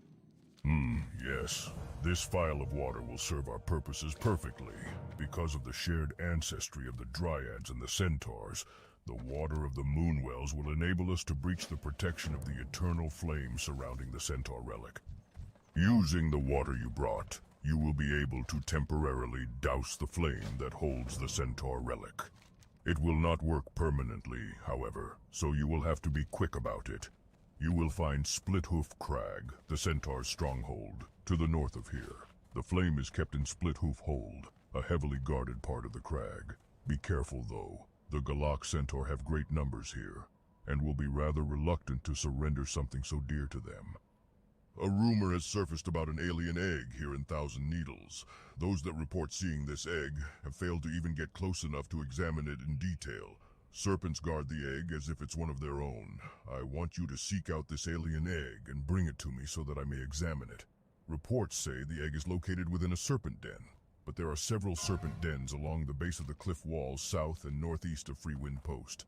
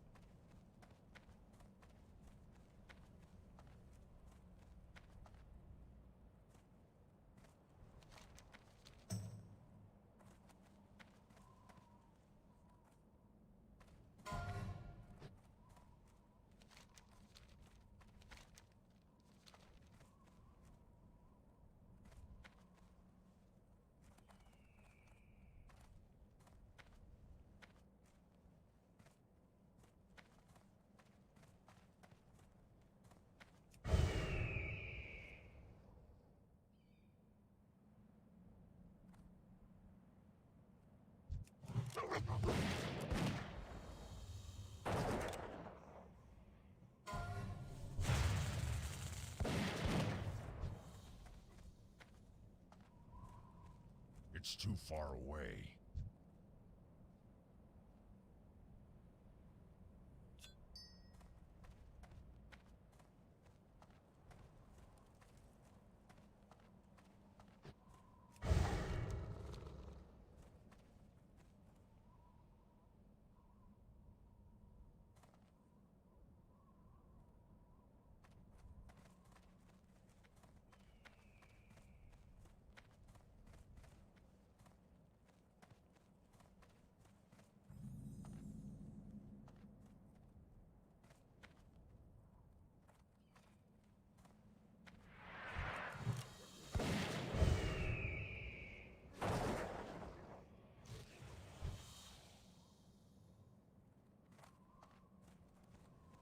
That spell isn't ready yet.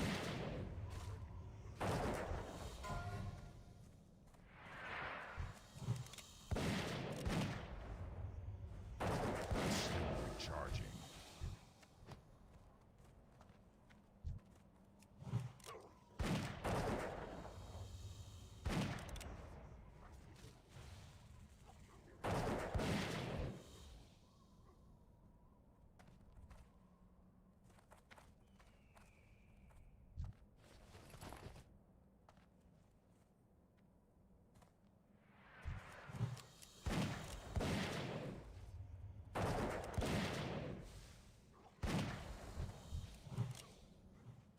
Not ready yet.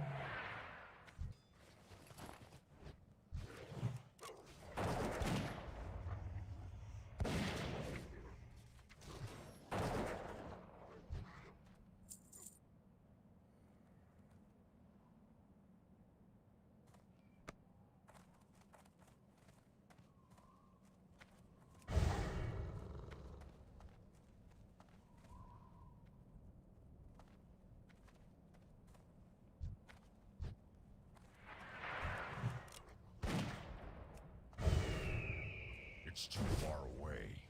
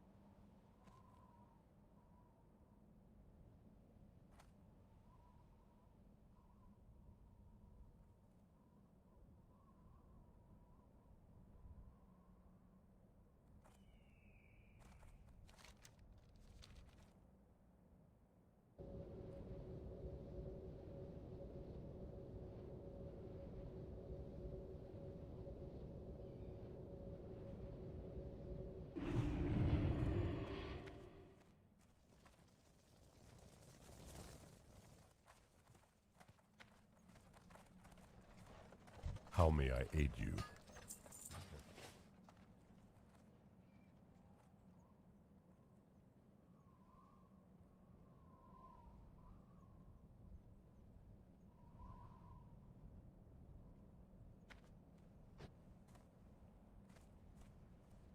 Where would you like to fly to?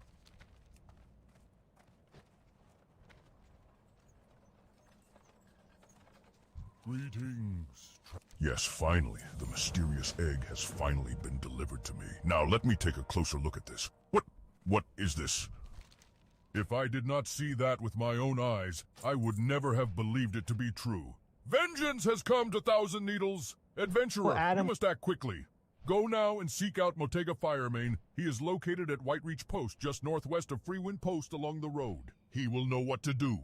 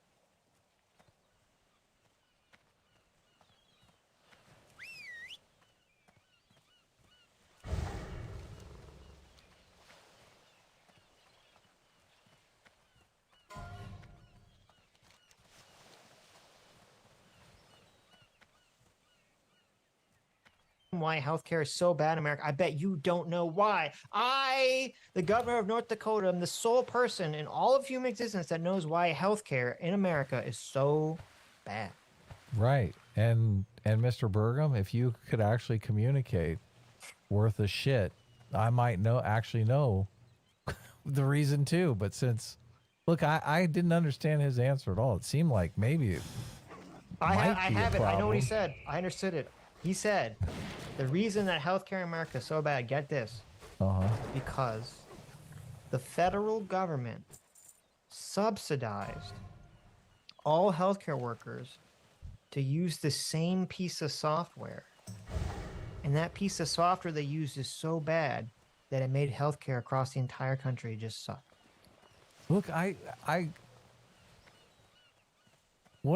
is that? Explain the logic of that to me. I don't know. He's basically saying, look, the government forced everyone to buy this healthcare software. Yeah. And it ruined healthcare. Yeah. I'm like, what? What? He's like, you know how when you're talking to a doctor and they turn around and they're just typing on their computer for a super long time? It's because they're using this bad government subsidized software. And I was like, oh, okay. Is that why healthcare is so expensive in America? When I go to my doctor, he's got like iPads and stuff. It doesn't seem like he's using some out-of-date software. So yeah, I was like, I don't know what he's talking about. I was like, okay, whatever. Yeah. So okay. Burger not doing very good. Burger speaks again. Yeah. Okay. He strikes again. Schools. But it's weird because they asked Nikki Haley a second question, which is they said on healthcare. Yeah, it's education in America, school choice.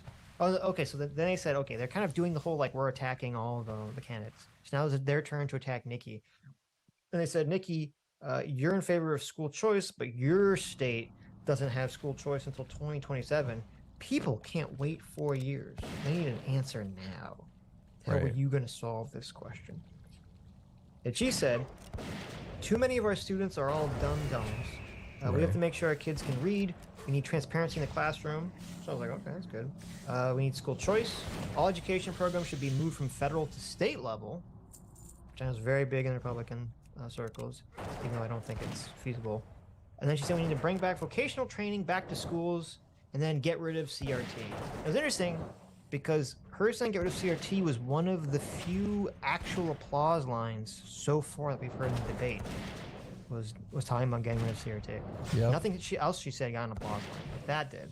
No more DEI, no more CRT. Yeah. Yes. Yeah. Which is great. Yep.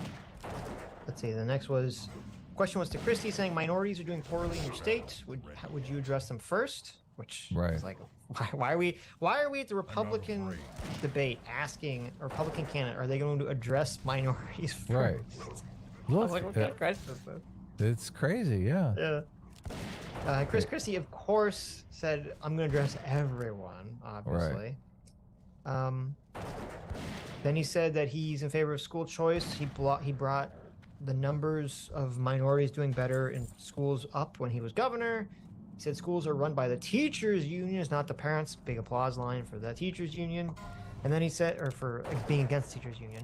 And then he said, the president of the United States is right now in the Oval Office using blue chew gum to get a big boner and bang his evil teacher union wife. How dare he?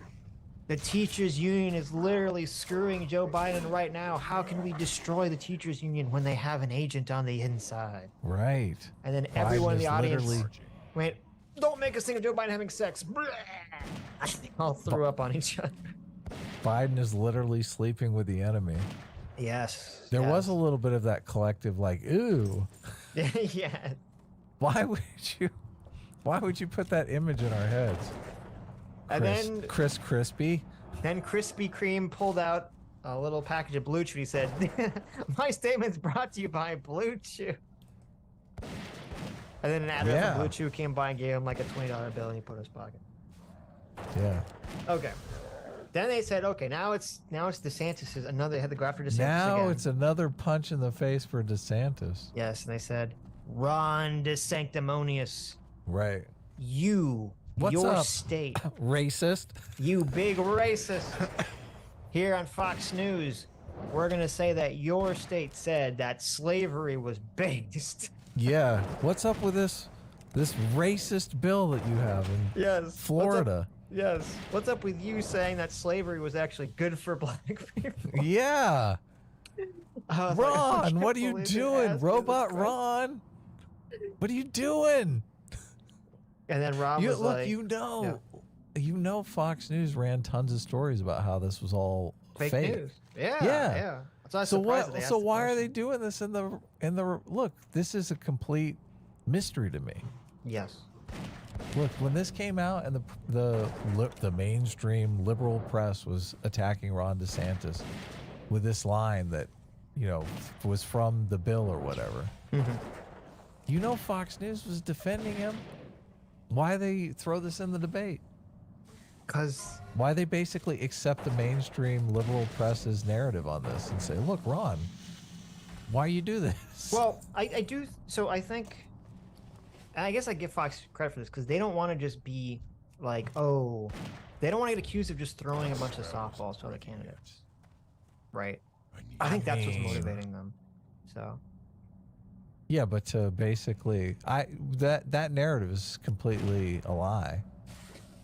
Yeah, maybe from their perspective, they think they think it is a softball because they think it's an easy thing to debunk or something. Okay, maybe. He does immediately say like that was a hoax or whatever. Right. I wouldn't even wait. To me, it's a waste of time to ask that question. Right. It's a stupid question. But I can understand the logic of it. But anyway, DeSantis says that it's a hoax. It was a hoax perpetuated by Kamala Harris. Right. And that the people that wrote that line themselves are descendants of slaves, and they were black historians and scholars. And that Florida is ranked #1 in education, which I don't know if that's true, but that's what he said, according to some people, or some poll or something. And that we have universal school choice in Florida, which I, again, don't know if that's true, but okay. I mean, it's pretty cool if that is true. And that we enacted parental rights in education and the CRT ban, and we stand with the parents. Right. Which, I thought was a good answer. They definitely seem to have a lot of support. I could see why he's really setting himself up to be the #2 choice, assuming, the spare in case the heir Donald Trump, gets thrown in jail or whatever. Maybe you're right. Maybe they did ask him that so he could say it was a hoax. Yeah. Yeah.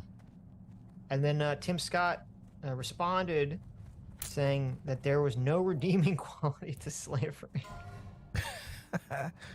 It's very good that we know that. I'm so glad that he. I was like, that. Thank you, Tim. Thank you. And then he said that both Ron and Kamala should have just taken the one sentence out. I don't know what he meant by Kamala take the sentence out, but okay. And that black families survived slavery and Jim Crow. And then this was weird. Well, not that what he said was weird, but the fact that this got big applause was weird. He said that what was hardest for black families to survive was Johnson's Great Society. And that got big applause. And I'm like, bunch of nerds in the audience. Who even knows what that means? Well, I know what it means, but I don't think people in the audience know what that means. These are Republicans. They know what it means. And then he said where they decided to take the fathers out of the homes. That's where it destroyed the American family. America's not a racist country. We are the greatest country. And I was like, okay. I thought the answer started really weak, but then it came out strong, obviously, in terms of hitting those right-wing intuitions. So. Right. Yeah. Then the next question was interesting because the next question was Dana Perino says students can change their identity without notifying their parents, meaning their gender identity. Would you support, Vivek, a federal law that says that all schools have to tell the parents that their child is going to change their gender? Right. 10.7 million kids right now can change their gender without their parents knowing about it. Yes. Right. Yeah. And the thing that's interesting about this question, that Dana Perino kept interrupting. Like, Vivek was actually, in my opinion, answering the question. Or very clearly, you would understand where he was on it. And she kept interrupting him to say, you're not answering the question. And I was like, do they really have it out for Vivek? Like, what am I looking at here? It was a very strange interaction to me. Okay. Because Vivek says transgenderism in kids is a mental health issue, which is funny because the people in the audience took that to be like a dig at transgenderism, but I'm not sure if it actually is supposed to be or not, or if it's supposed to be fake. Because I mean, it is like it is literally a mental health issue. Like, okay. I was like, okay, I didn't know how. I don't. It's interesting, but then he said parents have a right to know, and then here's where he says kind of like the quote anti-trans thing, where he says it's not compassionate to affirm a kid's confusion. Okay, and then he talks about certain people. Certain young girls that he interacted with who are met on the campaign trail, I should say, because it sounds less disgusting the way I said it. And he talks about how they, had surgeries or transitioned and then regretted it, and he called the practice barbaric. And he seemed like he was about to say that he was going to push for a federal ban on all transitions for children, both chemical and surgical. But then Dana interrupts him to specifically say, you didn't answer my question. Do you support a federal law forcing schools to notify parents? And I'm like, Dana, if he's in favor of a ban of children being in a transition period, it's no longer an issue. Yeah, like, are you like, what do you think? I don't know. That's hilarious. That's hilarious. Stupid. Yeah. And then I'm in favor of banning all of this, but I don't want the parents to find out about it. Yeah, I was like, why would you? I was like, oh, okay. But then Vivek obviously says yes, he's in favor of the ban. Right.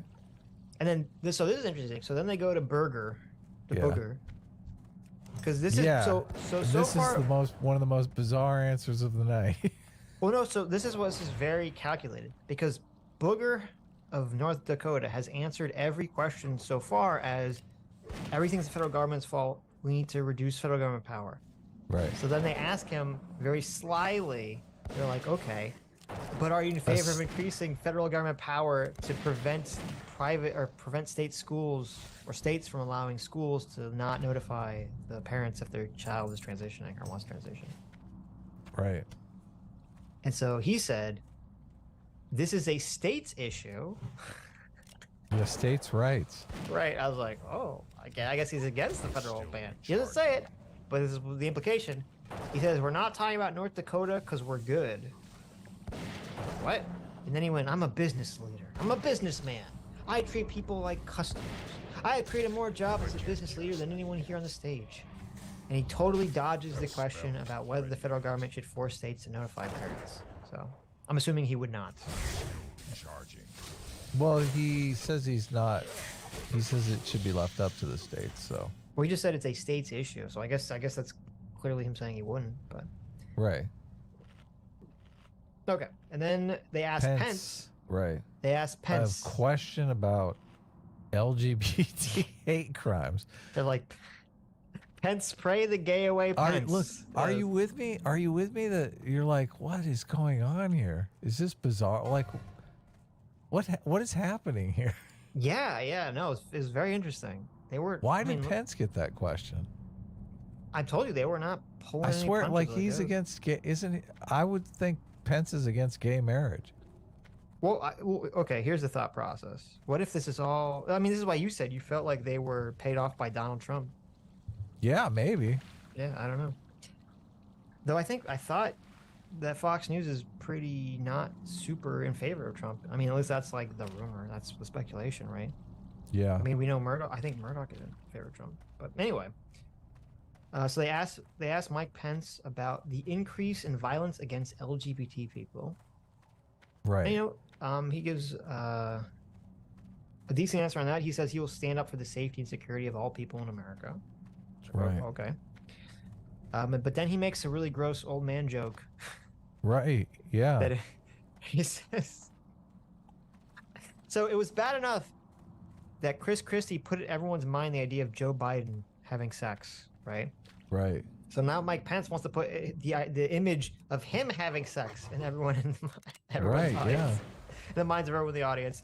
And he says, my wife is not a member of the teachers union, but I have been sleeping with a teacher for 30 years.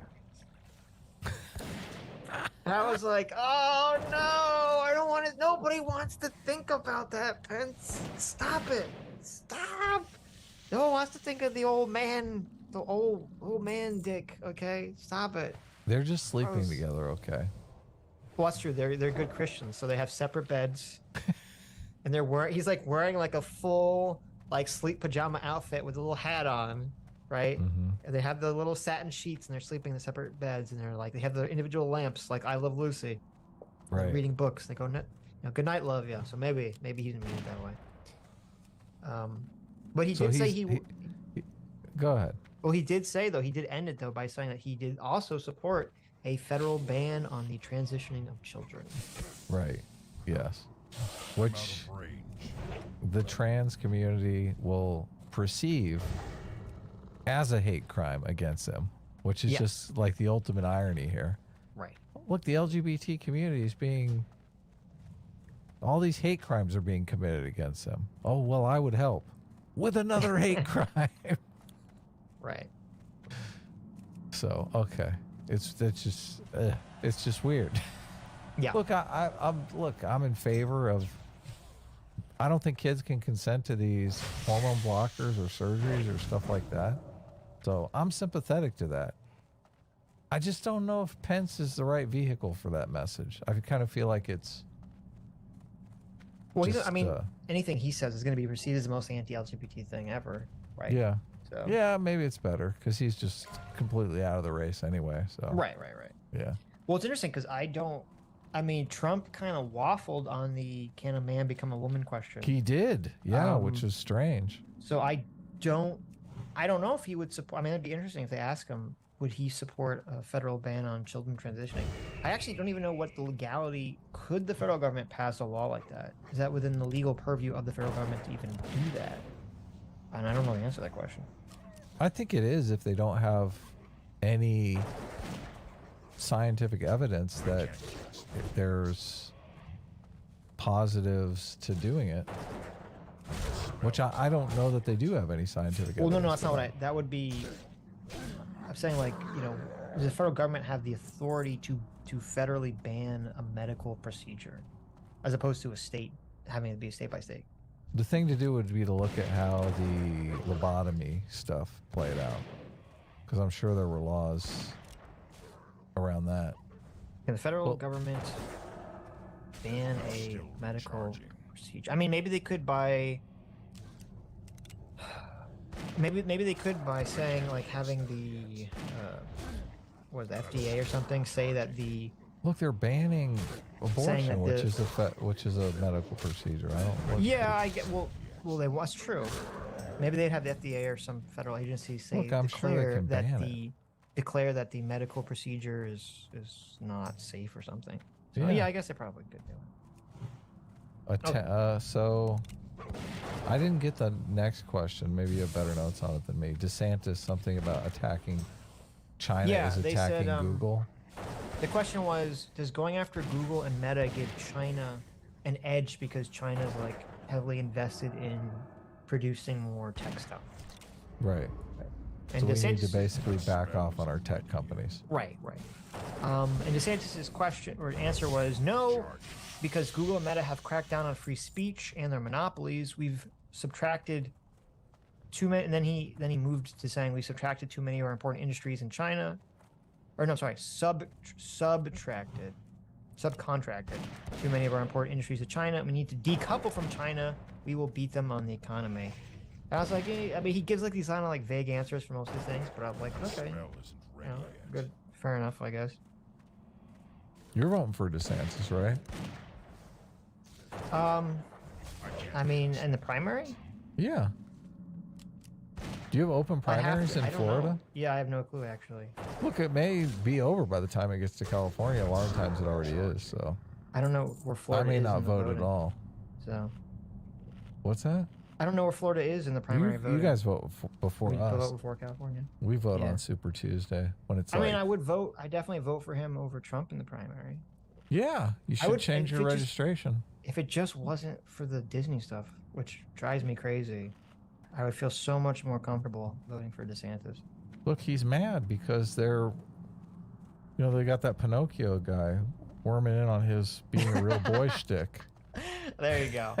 They don't like he doesn't like the Disney competition. Right. I'm the real boy here. Then there was a question that Christy, was there anything important? This is about tech innovation. Do you care about? We could skip that. About AI. Wait a second here. You're going to skip 22% of people are worried about their job being gone to automation. Yes. And Chris Christie says, "Oh, we can do retraining programs, and we need more deregulation." Yeah. Eat a Krispy Kreme, Christie. You're like completely out of it. Yeah. He said, "Get the government off the back of innovators. We'll just retrain everyone." Yeah. Look. Like, okay, I guess. I don't know. You got a super AI that basically can be anybody's attorney for a tenth of the price, and we're going to retrain all those attorneys, I guess, to be like mall security guards. Mm-hmm. Look. Right. Yeah, they're out to lunch on it. But so TikTok is next. Ooh, okay. So now the moderators are like, okay. They look over and they see that Vivek has finally gotten up from his last beating. Right. He's like, he sees like his little ring guy is like, cut his eyebrow so he can see. He's like wiping the blood off his face. He's like, now that you're standing, Vivek. Right. Now that you've just been beaten to a pulp by other people and you're standing again, let's shiv you again with another knife here. And they say, Vivek, TikTok is banned on all government devices. Okay. Right. However, you joined TikTok after talking to none other than Jake Paul. Should the question literally, and I'm making this up, the question was, should the commander-in-chief be so easily persuaded by an influencer? Wow, look at this. And I was like, oh my God. So then... You're sucking up to Jake Paul. They even know who Jake Paul is. Yes. Let's go full Pauler. Right. So then Vivek had an answer. Right. I don't know if you thought it was a good answer or not. But his answer was, I have a radical idea for Republicans. We need to win. Right. To win, we need to reach the next generations of voters and where they are, which is on TikTok. All those voters that you want to disenfranchise, you got to talk to them. Yeah, and I was like, okay, fair enough, maybe. He's taking the pragmatic approach. But then he immediately says, kids under the age of 16 should not be allowed to use social media. Right. They're going to love that message. And I was like, wait a minute. You can't say that you're the only and he literally says, I'm the only candidate trying to reach the kids. I'm like, wait a minute. You can't say you're the only candidate trying to reach kids and you need to be on TikTok to reach the kids, but then that's why you want to ban the kids from using TikTok. Yeah. I was like, what? That is the most garbled message ever. I mean, I know 16-year-olds can't vote, but I would wager that most 18-year-olds are not going to be in favor of banning 16-year-olds from using social media. I would guess. If I was 18, I would be like, no, that's some old man BS, Right. But so he said he'd get rid of TikTok once he got elected. The moderator he's reneged on that, though. Now he's saying he just wants to ban 16-year-olds from using it. Really? No, I think at the end they press him and he says, look, I'll ban it when I get elected president. Okay, maybe I missed that. I don't know. And then Haley comes in and says, well, hold on.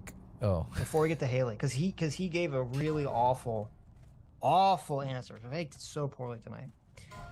So after he gave that horrible, muddled answer, he then said he listened to all the data from the last debate, and he grabbed the camera and he pulled it toward him and he said, listen, I know you out there.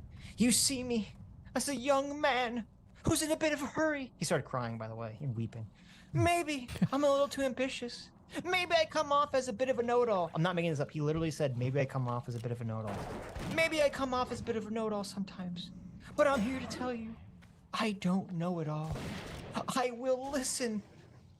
And then he put on a Trump mask and said, I will have the best people, the best and brightest people advise me. Maybe even some of the people on this stage included can help me make America great. That's how I build my companies. And everyone on the stage started roaring in rage, started interrupting each other, saying, we're not going to fucking help you build shit, Vivek. We hate your guts. I started pulling up the podiums by the nails and throwing them at Vivek. Vivek was dodging the podiums and the electric wires everywhere, and they all started ripping their clothes off in anger and pounding their chest. Even Nikki Haley. Her tits were everywhere. And then, I forget the guy's name. He was like, listen, Nikki, put your shirt back on. Okay, please. This is a family show. we'll let you answer the question, okay? Why are you Right. so mad at Vivek right now? And Nikki Haley said, TikTok is one of the most dangerous apps we have in America. And then she had the zinger of the night. This is the zinger of the night right here. She looked at Vivek and she said, every time I hear you talk, I feel a little dumber for what you say. Vivek is literally making people dumber as he speaks. I was like, oh man, okay. Yeah. No, this is good. Like, Yeah, it was good. Everyone's joining in here. Yep. She delivers the "we can't trust you." Yes. You took money from Hunter Biden. Yeah, she says, you helped China build medicines. You are in business with China. We can't trust you. Yeah. Bum bum bum. Though, I could hear the voice of Sky Adams. I can hear him tomorrow. He's gonna be complaining about this. He's like a big Vivek fan, isn't he? Well, no, not necessarily that, but he always gets. He does think TikTok should be 100% banned. So he's probably anti-Vivek if Vivek's like waffle on that.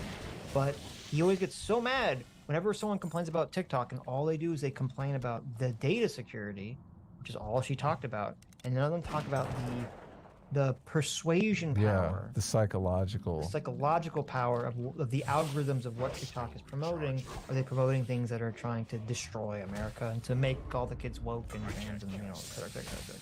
Of course they are. Yeah.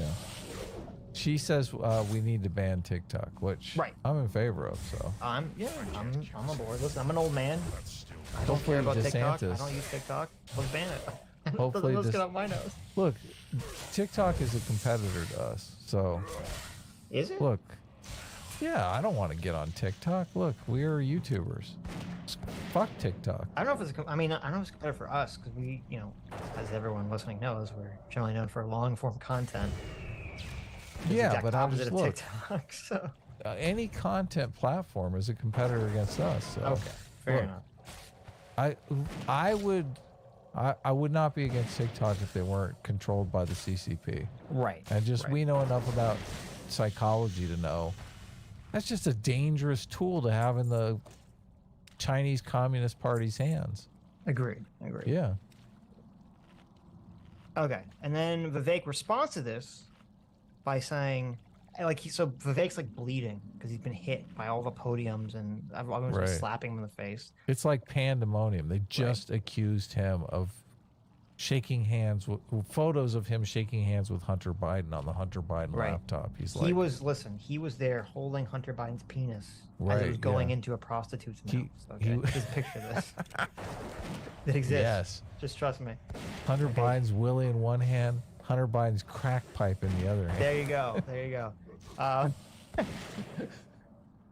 Okay, so Vivek's like all bloody because he's like got all these accusations thrown at him, and then he says, "Listen, I think we would be better served as a Republican Party if we were not hurling personal insults at each other, instead debating policy." Right. He said, "Where?" He said, "Where?" Stop being mean to me. He said, I know I said you were all bought and paid for last time, but when? Please, no more personal insults. But now I'm trying to be your friends because people didn't like when I insulted you. So stop insulting me. And when he said this, everyone on stage blew up again. Oh, so hilarious. Everyone started losing their mind. Everyone starts interrupting each other. You can't hear anything. Everyone's just yelling at each other. I know, it was great. And this was actually the funniest moment on stage, of the night. Okay. As everyone, so Vivek comes out and he's like trying to take the high ground. He's like, we shouldn't be personally insulting each other. We should be talking about the policies. Everyone's just freaking out, yelling at Vivek, talking about how much they hate his guts. And as they're all yelling at Vivek, telling him how much they hate him, he says, these are all good people on this stage who we just have disagreements with. I was like, okay, I get it. As they're all talking about how much they hate his guts, he's like, no, they're all good people. And I'm watching this and I'm like, I don't think it's going to come off well. I think it's going to come off really weak. To me, it came off as weak and pathetic and spineless.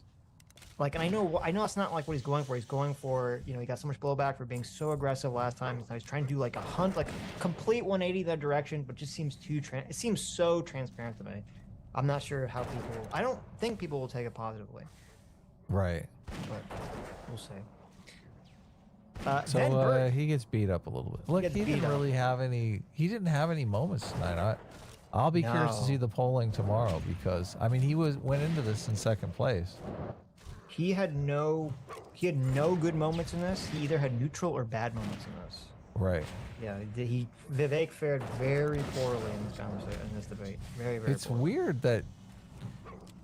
I mean, he evidently did good enough in the first debate to rocket him up to second place. And now he's going to pretend he's not going to do any of the things that rocketed him up to second place. I mean, that's not really a good strategy.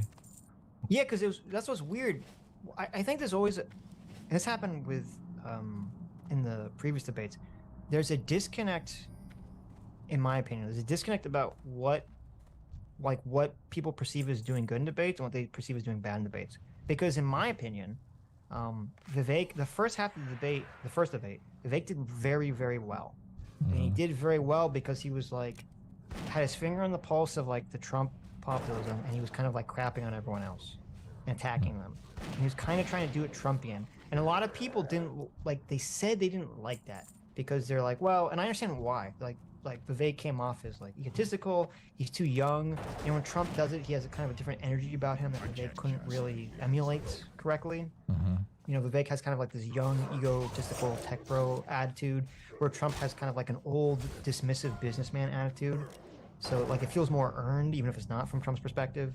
For people watching Trump, just because Trump has like this aged businessman look to him that Vivek doesn't have. But I think Vivek only like started to like falter in the first debate, in the second half of it, when he was like getting beat up on the foreign policy, basically saying stupid crap that was allowing all the other people to beat up on him. But I think he basically just took all the like his strengths of in the first debate, which was him being aggressive and him being very populist, and he just tried to be this, I'm going to hug it all out with everyone. And it's just what allows everyone to just beat the crap out of him. And I don't know. I know it's not going to work. And I think you're 100% right. He's going to lose. I think he's going to lose a lot of the momentum that he was able to build up in the first debate. Yeah, we'll see. So I'm looking forward to seeing those polls. It's kind of like with and this happened a lot with Hillary. If you remember, in Hillary's debate with Trump, in the first debate with Trump, I think Hillary did reasonably well against Trump, but people were like, she was too aggressive. She was too aggressive. And I'm like, well, no, you have to be aggressive against Trump. And then so the second, third debate, she was too passive. And right. Trump just walked all over her in the second debate. And then the third debate, she never... You'd be in jail. I still remember. It's like years ago. Right. Yeah, and the second debate was the one where, remember Trump was standing behind her and everyone was like, oh my God, he's standing so close to her. He's trying to intimidate her. Right? Like everyone thought that was weird, but I think a lot of people were like, yeah, he should have bit her. I thought that looked funny and awkward. People were like, it's so disrespectful. I'm like, okay, whatever. But in the second debate, she was way too passive. In the third debate, she never recovered. Because she was just so afraid of like, oh, I can't be too aggressive. I'm like, what? You're running against Donald Trump. Of course you have to be aggressive. He's like one of the most aggressive candidates there. What are you talking about? Yeah. So.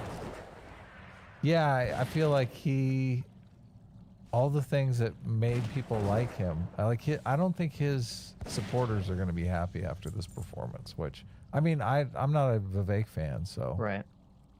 I mean, he definitely did poor. He definitely did very poor in this conversation. Right. So we'll see. And then Burgum, very funnily, he tries to interrupt again.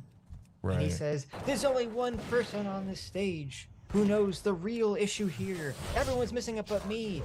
And Dana Perino says, sir, if you don't shut up, we're going to cut your mic. I know. And then he shut it up. And I was like, oh, that looks so bad. She's like, look, I really don't want to have to cut your mic. Can you just be cool and shut up? I was like, ooh, okay, he's done. He needs to leave. He's just a waste of time and energy and everything. I mean, everyone was being kind of pieces of shit. And they had sometimes they let him get away with it, and sometimes they didn't. It was just, I don't know. Yeah, but I'm saying like Burgum is such a waste of time. He's no shot of winning. He's lame. No, I Just get him agree. out of there. I agree. Look, I don't know why they have to. Thank God they didn't have 8. Yeah, they got rid of that other guy from the first one. Yeah. I don't even remember. Okay, the next question was spending on Ukraine. Right. And I noticed that DeSantis he has a really weird look when people ask him these questions at the debate. He looked like he was just seething, and I couldn't tell why. Did you get that impression? He looked angry all the time. I'm like, why does he look so angry? He looks. I know what you're talking about. It's like an odd kind of just, oh, here it is. This is the opportunity for me. I hope I don't fuck it up. Well, no, like to me, it's like, okay, so he's got like his head tilted down slightly with his eyes looking forward, which is like the angry stance. And then he kept clenching his teeth and like grinding them. Like it was like a cartoon, like, you know, like literally drawing a cartoon character like ready to like pop off on someone. And I'm like, why is he doing this? And he was doing it a lot. And I was like, does he not realize what he's doing? It just made him look kind of like crazy. I always feel like he has a look on his face like, I'm looking human. I am human. Have you seen those? They have been clipping out his weird looks after he responds to questions and stuff like that. No, I haven't seen that. I mean, it just looks like, look, I'm human. Fall for it. I am human. Look at me. I am human. He's completely inauthentic, but yes. That's funny. I don't. Okay. Well, I'm over it now. It's like, okay, look, he's a robot. I get it. maybe these two things come out combined because, as I said in the first debate, he's trying to use anger to replace his lack of personality. Oh, okay. Maybe that's what's going on. And so maybe they're like, listen, you should look pissed off all the time, okay? Because at least that's something. That's an emotion for people to grab. Okay. Right. So yeah, that's about Ukraine. Kellyanne Conway made an interesting point before the debate began. Mm-hmm. She said politics is really about, do I like you and are you like me? And I feel like the look on Ron DeSantis' face is always trying to answer the "Are you like me?" question. Like he's like, no, look, I'm like you. Look, I'm human like you. I feel like he's just lost in the sauce. He's just trying to. He doesn't really know what to do. I mean, it's a little weird. I think I understand why they say like. I think the "do I like you" is true. I think that's the number one thing. Of course, yeah. I think people are a little bit off when they say, "Are you like me?" That's like not what's going on. It's a relatability question. It's not even about relatability. People don't care about relatability. They care about trust. Yes, but relatability is the path to trust. Right. Now, very often, relatability and trust go hand in hand. But the real issue is trust. Because look at Donald Trump. Donald Trump is highly unrelatable to many people. I completely disagree. I think one of the things that Donald Trump wins on is being completely relatable. No. So in terms of what his life is, he's completely unrelatable. He's a billionaire New York real estate tycoon. But the way that he presents and talks seems like he's just like a normal person. He like buys fast food and stuff, though. I mean, that's completely relatable. Okay. Because he's a billionaire doesn't mean he's not relatable. I mean, it kind of does. Donald Trump knows how things work. He's just, I feel like Donald Trump is very, very relatable. Yeah.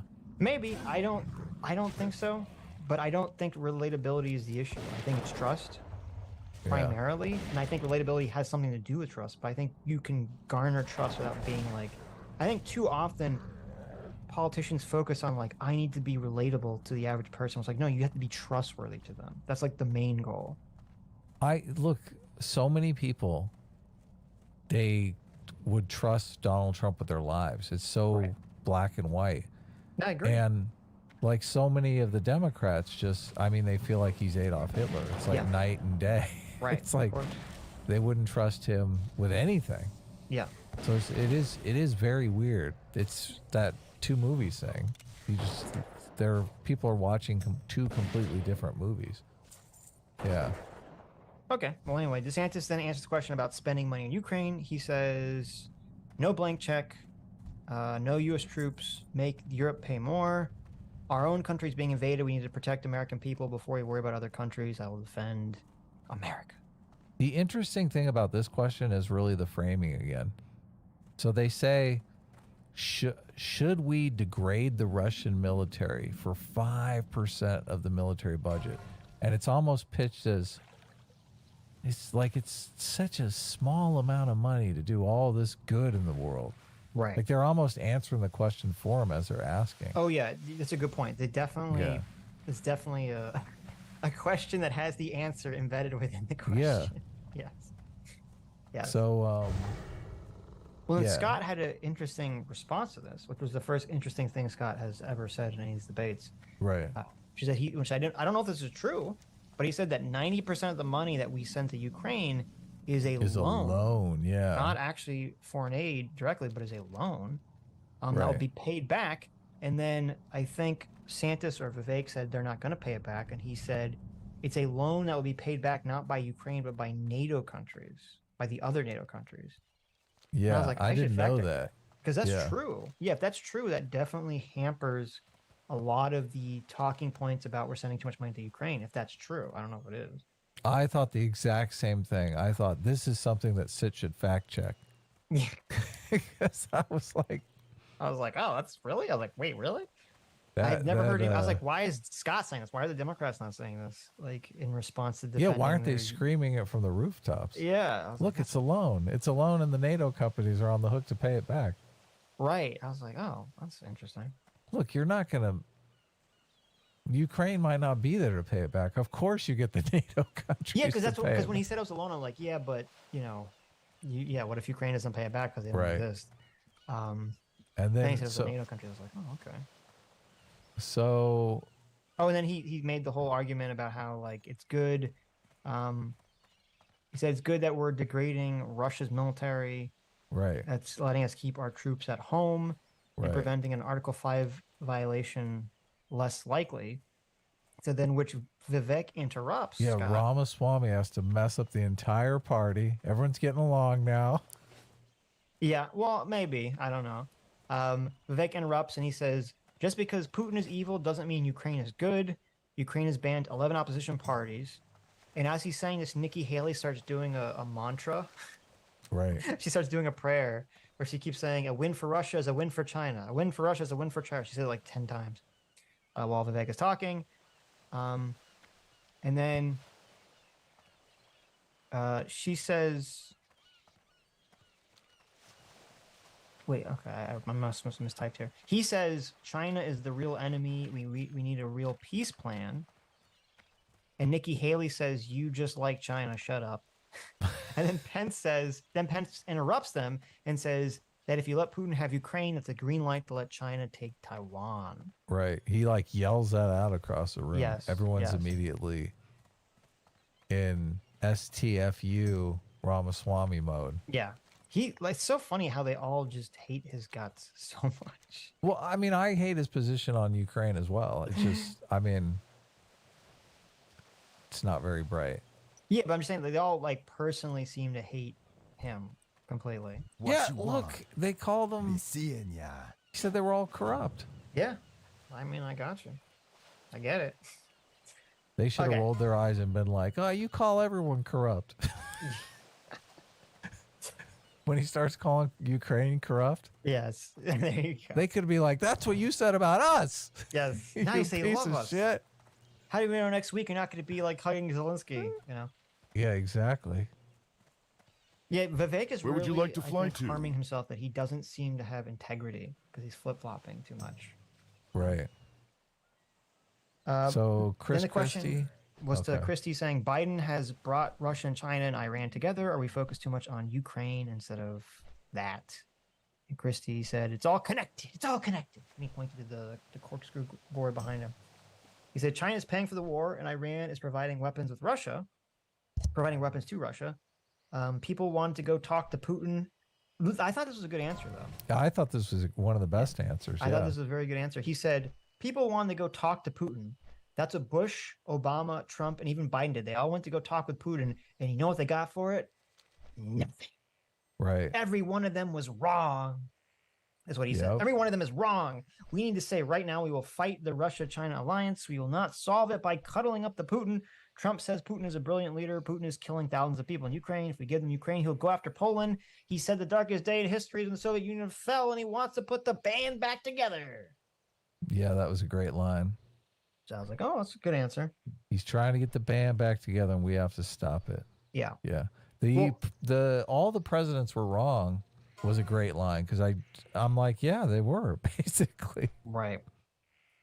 Yeah, that was the line that stuck out to me that was really good was that line. It was him saying Bush, Obama, Trump all went to go talk. They all talked to Biden, and they were all wrong. No, talk to Putin. I'm sorry. Talk to Putin. Yes. Yep. Talk to Putin, and they were all wrong, and it didn't accomplish anything. Yeah. So. Yeah, because Putin is going to tell you whatever you want to hear. Yeah. That's what he does. Then they said, "Listen, Mr. Burgum, we'll finally ask you a question." Right, and Burgum said, "Blah blah." Yeah, it was a question I didn't even understand what the context was. No one cares. The answer was, "It's the federal government's fault. Who cares?" Right, but then comes the pointed question to Haley. This is where they ask her, "Are you a scoundrel?" Yeah, that was the military intervention in Mexico. Are you the scoundrel? Yes. Right. So I guess Mexico was upset with the last debate that everyone was saying, yeah, we'll just, let's just send our troops into Mexico and take care of the problem for them. Yeah, take them out. So they didn't like that. The president of Mexico called them all scoundrels. Yeah. And Nikki Haley basically said, hell yeah, I'm a scoundrel. We'll use the special forces to go after Mexico, and we'll go after China too. This answer is so crazy. Is that even?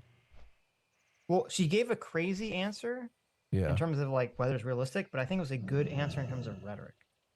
Because she said Mexico is not being a good partner with America, considering how many Americans died from fentanyl last year. So we need to send in the special forces to stop that by taking out the cartels.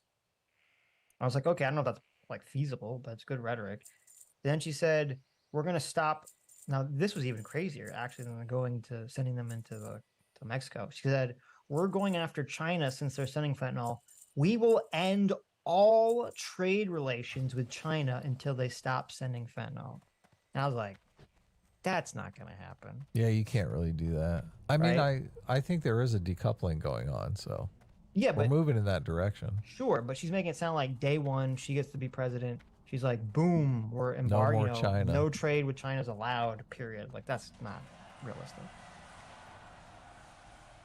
All right, terrorism. Yeah, that question was really boring. I don't know. Do you want to talk about it or? Oh, we can just skip it. Yeah. Okay. They really had a boring question about that. Let's see. Gas prices.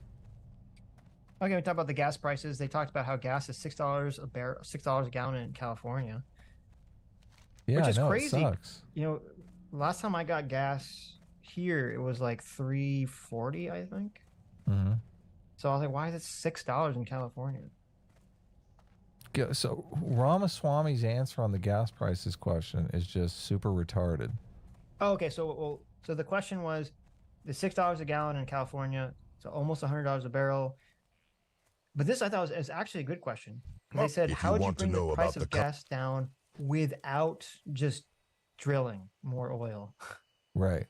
Because that's the answer to everything. Just they basically took baby drill off the table and said, just look, don't lie to us. How are you going to do it? Right, because apparently there's some court order that's preventing drilling in certain areas or something.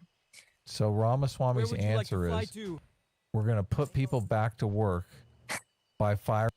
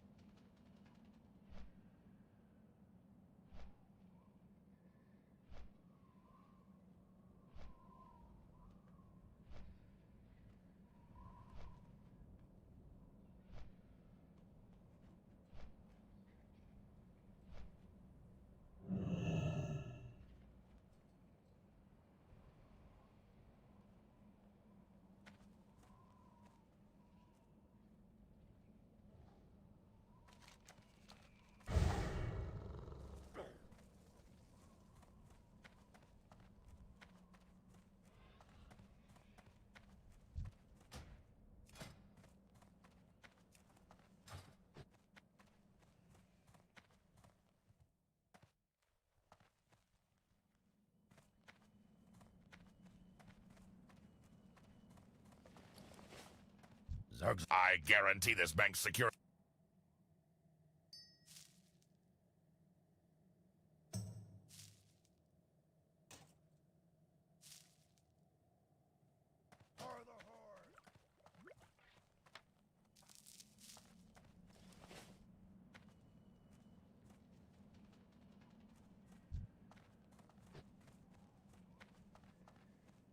Looking for something special?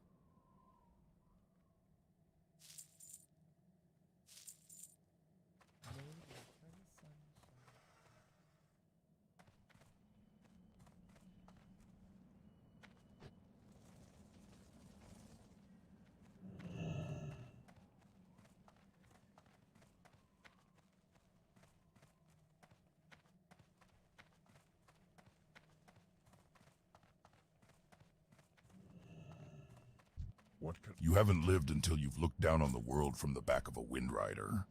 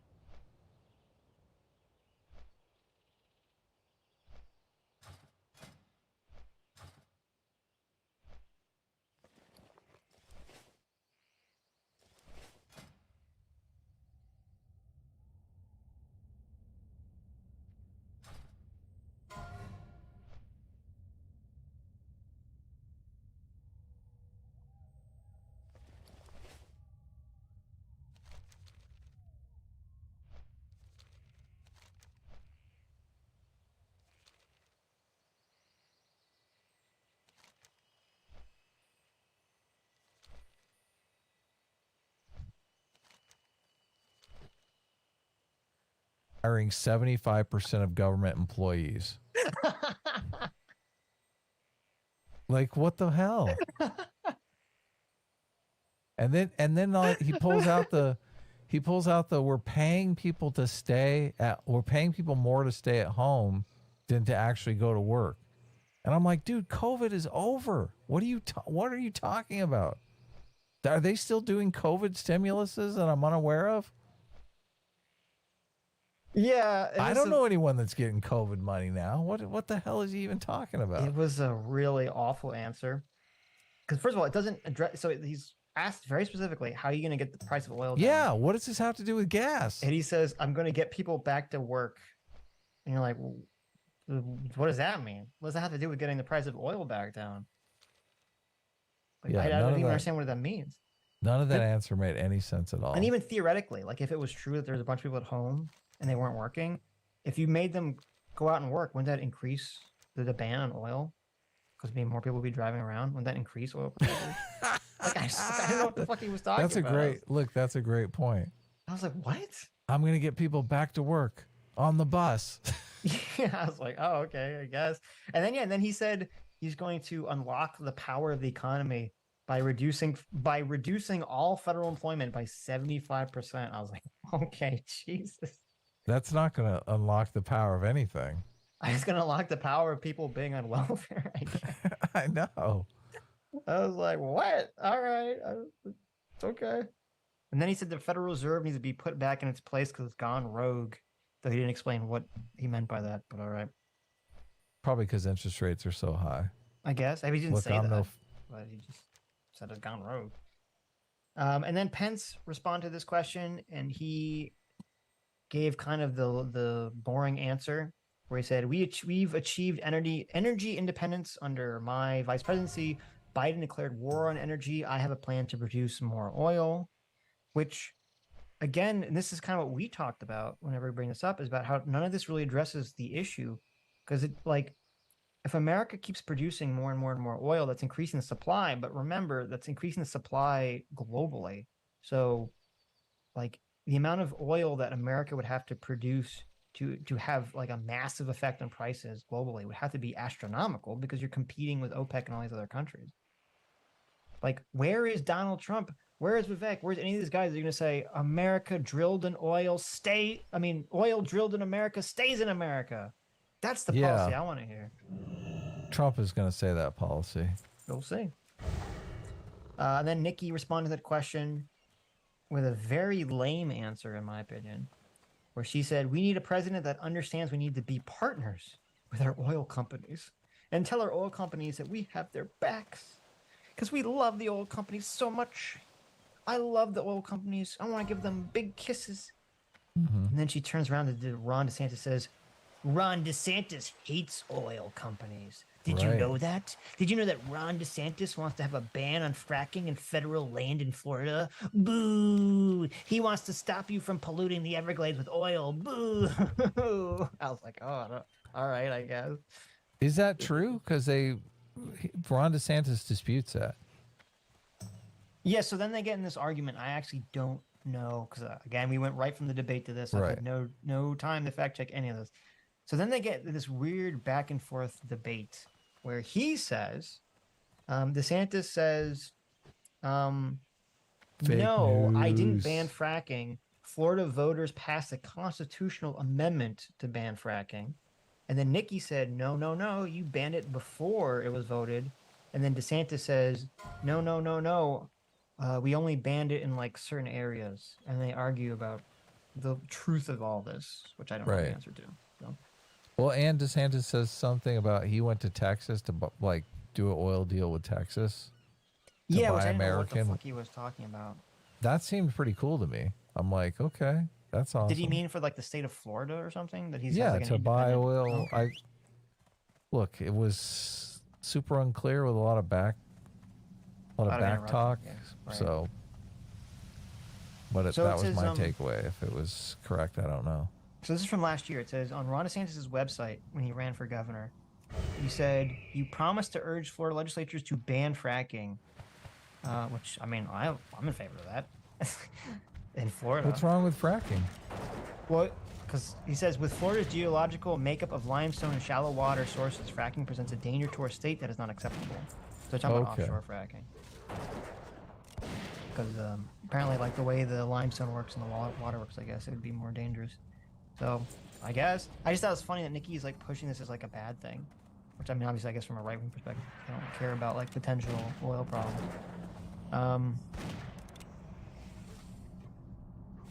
Let's see. Yeah, I don't know. I mean, this article, this is from PolitiFact, which is left-wing bias, and they're basically saying Ron did do a bunch of stuff to ban fracking in Florida, so maybe she was right. Cool. Anyway, moving on. Then Burgum tries to interrupt again and gets shut down. LOL. Again, I know. Again.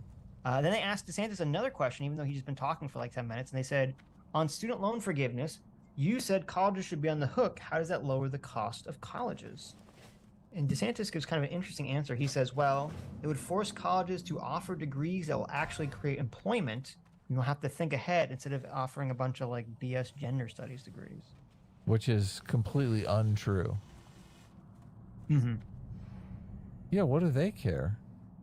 Well, no, he was saying if they lose out on the college students not paying their tuition instead of the government or whoever has the loan, right? Saying if the colleges have to eat that cost, then they will actually be forced to be motivated to get rid of all the BS degrees.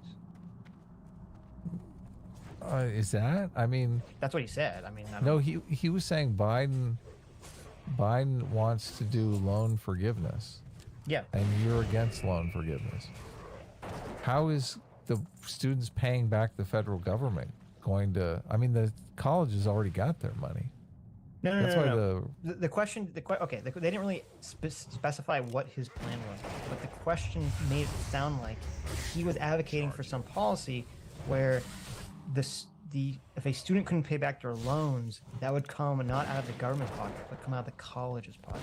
Okay, well, if he's proposing something like that, right? It was unclear. Yeah, no, it was not clear, but that's what they were saying, that somehow the cost of it would be shifted to the colleges instead of the government. Okay, well, and that's what help prevent them from offering BS degrees, which I don't know, maybe that's true. I mean, I'm not opposed to trying that. I don't know if that would be legal. I don't know how that would work. Like, I don't know if you could force the loan into the colleges, but it would be interesting. Oh, okay. Here's the part that I thought you were gonna like vomit in your mouth. Yes. So they the said balanced budget amendment. Yeah. So they said, well, the question was very lame. It says, "Why should you be promoted to CEO of the nation instead of Nikki Haley, Tim Scott?" They asked it that way. I didn't just make that up. That was the way they asked the question. And Tim Scott says the country should pass a balanced budget amendment to constrain the government spending. And then he immediately says we need to grow our economy to reduce the national debt. I don't have a target. Yeah, what a dumbass. And then he said we need to grow our economy to reduce the national debt. So you need to create 10 million jobs. Right. And I was like, well, wait a minute. How are you you're gonna reduce the national debt and grow the economy by reducing government spending? Yeah.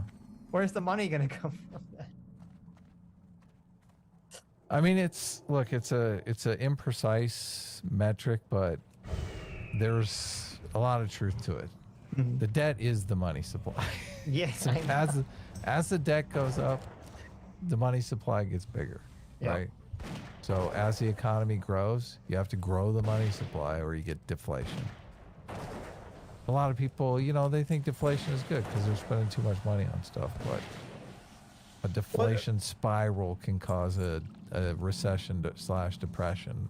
Well, I mean, what he's saying, like, the only way you could, well, first of all, growing the economy and reducing the debt are two different things that are often contradictory to each other, as you just said. Yeah. Because if you want to reduce the debt, you would want to tax more money out of the economy to Right. reduce the debt. Yes. But if you want to grow the economy, what does he, like, when he says that we need to grow the economy, what does that mean? If you just grow the economy with money that already exists in the system, are you growing the economy? Or are you just changing money around in whose hands it is, right? But you could do that. You could have policies that basically, I don't know, heavily penalize like very rich businesses from sitting on money or something. I mean, I don't know how much you're going to grow the economy that way. I don't know how much money is just sitting around in people's savings accounts. I'm assuming not that much. Well, you want wealth creation. You want to create products and services. Right. Yeah. So I guess you could heavily penalize people saving money, but I don't think anyone's in favor of penalties. I mean, policies like that. So if his big thing is that he needs to grow the economy, well, that means you need the economy to increase in size, which means you need to increase the money supply, I guess.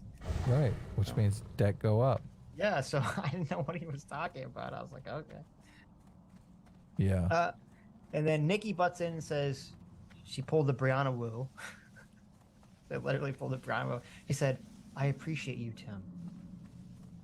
Cool. I mean, Scott. But Tim, you've been in the Senate for 12 years and you haven't done any of this crap you've been talking about doing. You're a fraud. You're a phony. You're a phony. And they start yelling at each other. And she just keeps saying, it's so funny because they start yelling at each other. And it's like one of these like online debates where you can't understand anyone because they're just yelling.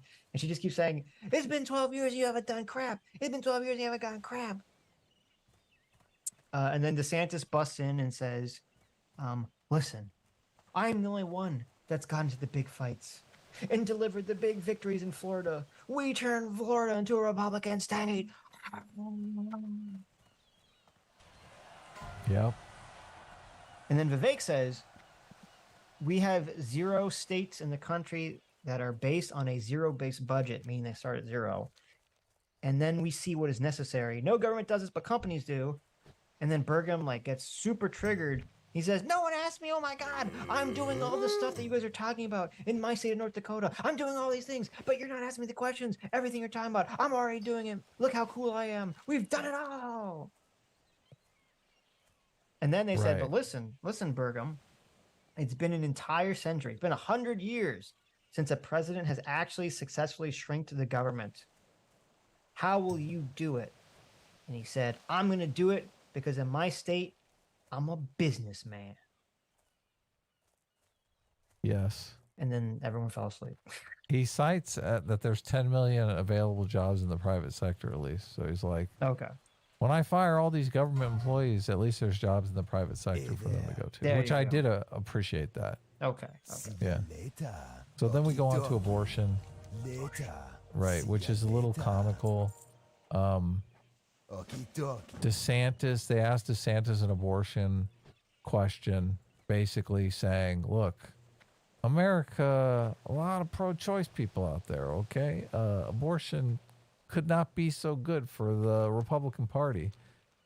And DeSantis says, look, I disagree. I think these pro-choice people are imaginary. He does say that you have to stop well, no, to be the clear, Dems with late-term abortions, but... Yeah, he said he rejected the idea that the pro-life things what led to the midterm defeat. Right, which I fundamentally disagree with him. I agree. Yeah, I think, look, his answer really seemed like, oh, these pro-choice polls are just, they're not real, which I guess you're going to find out in the next election, guys. Right. Yeah. Yeah, and you're right. Then he pivoted to the Democrats should be held accountable for, abortions up to the moment of birth, which is a good pivot rhetorically after the blunder. But he also did do the whole I want Donald Trump here on this stage explaining his comments, because Donald Trump made the comments about the midterms too. And he's like, I want him here on stage to look into the eyes of all the people fighting for the rights of these little babies to live. I want him to look at them in the eyes and say, fuck you. Donald Trump's position on abortion is going to make him president again. Donald Trump's position on abortion is way better than any of these clowns. You disagree? No, I agree. Yeah, okay. Probably. Okay, so what did Christie say after that? He had the same question. Christie, the abortion people are just...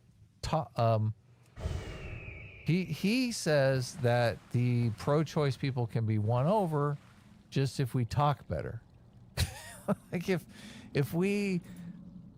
Chris Christie comes out and explains to them that life begins at conception, they're gonna change their opinion. He knows the words that's gonna convince everybody, all the pro-choice people, to become pro-life people, which kind of strikes me as delusional, Sitch. I mean, I don't know. I don't think anyone's moving on abortion, though. He seemed delusional to me in this one. I mean, I don't disagree. I think it's I don't think you're going to convince many people on that. I mean, it might work in the primary. He had an interesting, because he kind of took the left-wing position, not only in saying that you can just talk people out of their positions. Right, yeah. The right magic spell words. But he also took on the left-wing position, which is that if you're going to be pro-life, you need to be pro-life for all of the life of a person.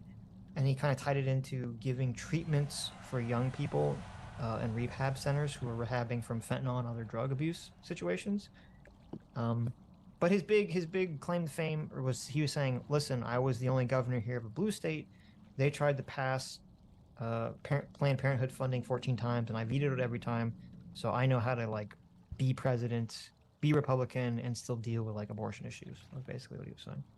Right. I think most of America is at the 15 to 20 week, a ban after 15 to 20 weeks. I think the marker is kind of consciousness. Your marker, Sitch? Listen, I'm fucking big brain. I think the consciousness is much later than that, but not much later, but it's later than that. But I think Trump has said he's willing to wheel and deal on this. Right. And I think that's going to make him seem, despite being Trump, more reasonable to a lot of people. Yeah. And it may make him actually president again. We'll see. Yeah. So then they asked, how will you reach out to the Latin voters? Right. And they asked us the question in Spanish. This is good. I guess we're talking about the question to Pence, right? Yes. 73% of Latino voters think Republicans hate their guts. How are you going to fix this? Yeah. Pence? The whitest person on stage. To which Pence responds, well, you know, I'll be cool to them. He doesn't really respond. He doesn't really have a good response for that.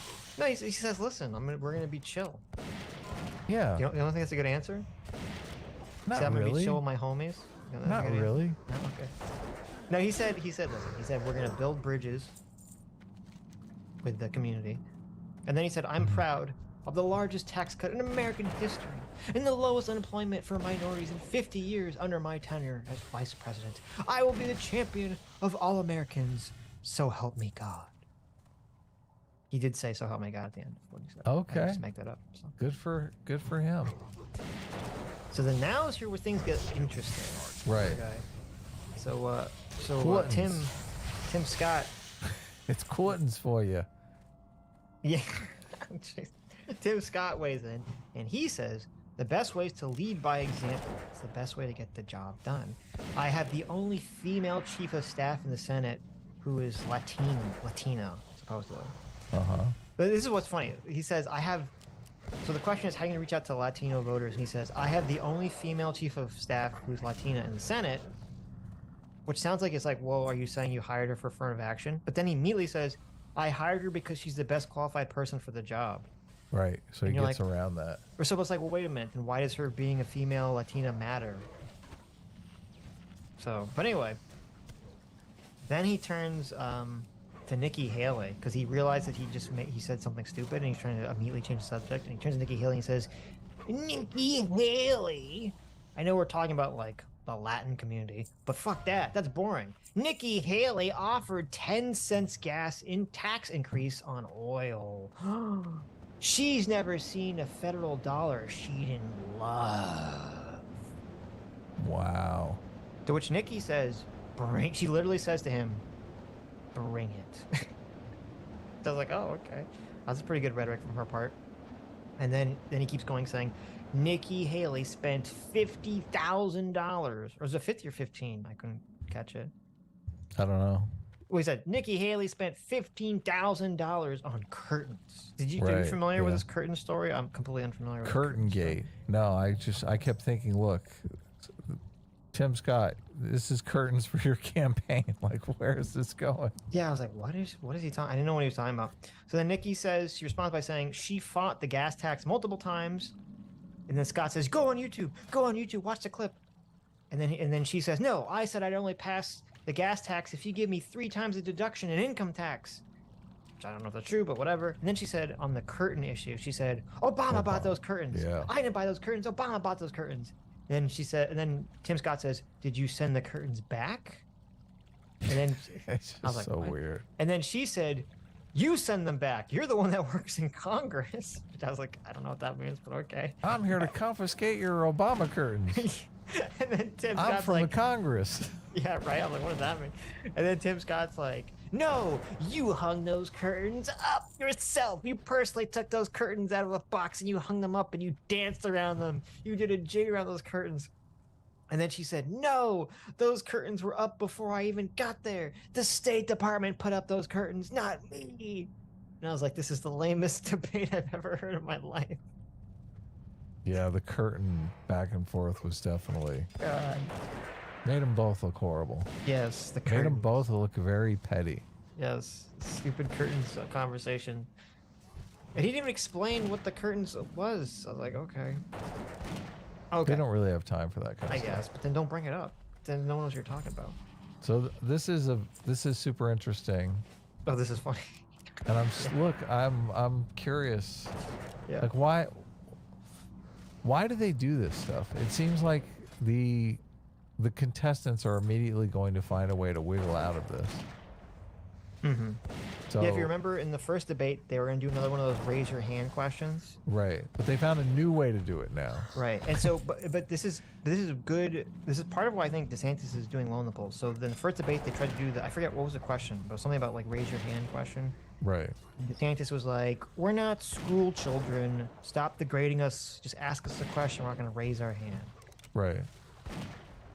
And so this time, right, they're instead of raising your hand, it's even worse. I know. Dana Perino was like, okay.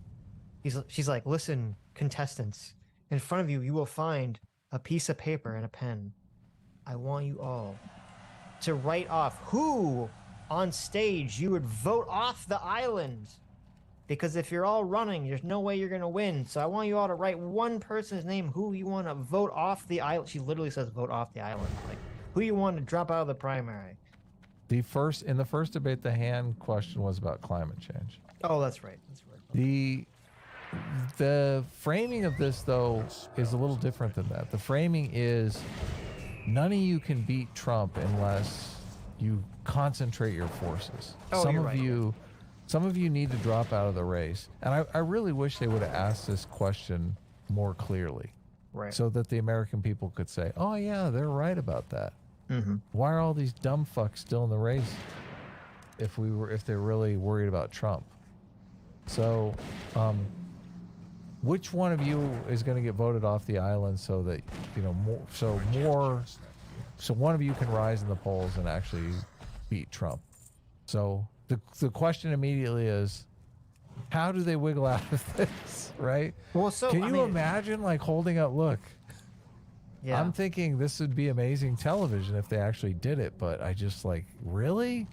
Could you imagine? I mean, that would be the picture on the front page of all the newspapers. It would be like DeSantis holding up a sign saying Nikki Haley with like a noose or a like, right? Yes, right. It was like the visual of all the candidates on stage holding a little placard with someone's name on it. It'd be so backstabbing lame. them. Yeah, exactly. Oh like, my God. Vivek backstabbed DeSantis right. backstabbed. Like they're totally setting it up for the moment that, I mean, I want to live in that universe. Like, I mean, it would have been great television, but like really bad for all the candidates on stage. Yeah. So they're basically like, let's see if we can trick these people into really throwing their entire careers away. Right. But then, obviously they wiggle out of it. Yeah. DeSantis does the exact same thing he did in the first debate. And he said, listen, we're not going to do that. This is degrading and stupid and childish. Right. This is degrading. This is degrading to the other people on the stage. Like, I can't look. Yeah. I'm not going to write one of their names down. And Christie has already written a name down. Christie's like putting the cap on the pen here. Like he's ready. He was like, first he was like, I'm done. Like, I'm done. Exactly. But Christie, like this, he's like, oh, this is my shot. Christie's written down Trump. Like he's like, yeah, forget these people on the stage. It's funny. So one of them says like, Christie, you look like you've written down something. Is it after DeSantis basically said that we're not going to do that because it's disparaging and degrading to everyone here? And then Christie's like, oh shit, maybe I shouldn't have written anything down. And they're like, Christie, you seem to have written something down. Do you want to share with the class? And he's like, I didn't write anything down. No, he said, I'll show you. No, he said, I'll tell you. He said, I did not write anything down, but I will answer the question. Oh, okay. I thought he said, look, I did write something down, and I'm going to tell you exactly who I wrote down. No. It's Trump. It's Trump, yes. Well, you dumbass, we told you can't write down Trump. But no, he had a good answer for, I guess, well, I don't know if it's a good answer because I don't think him going after Trump is going to win him any votes. Right. So it's probably not a good answer. But he said, everyone on the stage had, this was actually hilarious. He says, everyone on this stage has shown respect to come on the stage and answer these questions before us. And these questions to American people. And I respect everyone on the stage for, and he turns to Vivek and says, Vivek, put your fucking hand down. I still have time to talk. Anyway, I respect everyone. Which was great. Which was great. Look, that was a zinger that actually worked because it made it look like Vivek was just an anxious schoolboy. Like, pick me, teacher, pick me. It was just hilarious because he's literally in the middle of saying that he respects everyone on the stage. He looks at Vivek and snaps him and tells him to shut the fuck up, put his hand down. It's great. It was like literally like a scene from like a comedy. I respect everyone on this stage. Except for you, Vivek. Put your hand down. Yes. No, this was great. This was totally great. Yeah. Yep. Christie stole the show at the end. It's too bad because like people check out. People don't watch all the way through. So. True. And then I think Vivek had the last line. Right. Where he didn't say anything that exciting. So. Well, no, he said Trump was a great president. Excellent he started president. immediately kissing Trump's, like. Yeah. auditioning for vice president. Yep, Trump was an excellent president. But Right. America First doesn't belong to one man. It belongs to you, the people. And who will unite the country? I will unite the country to take the America First agenda to Washington. And I was like, okay. So Vivek, I don't think is ever going to be vice president. I think no. Word on the street is Trump is going to pick a woman to try to deal with those sexist claims, those rapist claims that are inevitably going to come out from Biden. Yeah. So all in all, I thought, I mean, the first debate seemed more exciting than this debate. Oh, it definitely was. It definitely was. Yeah.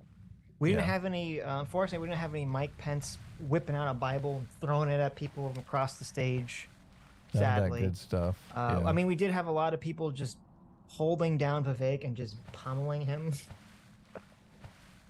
It was like, stop, he's already dead. Vivek trying to just be like, I'm everyone's friend. And they're like, no, we all hate your guts. You're not my friend. So, but yeah, no, the first one was definitely exciting. So I guess we'll see. I think Vivek, overall, I think DeSantis is going to go up again in the polls. I think he did the best.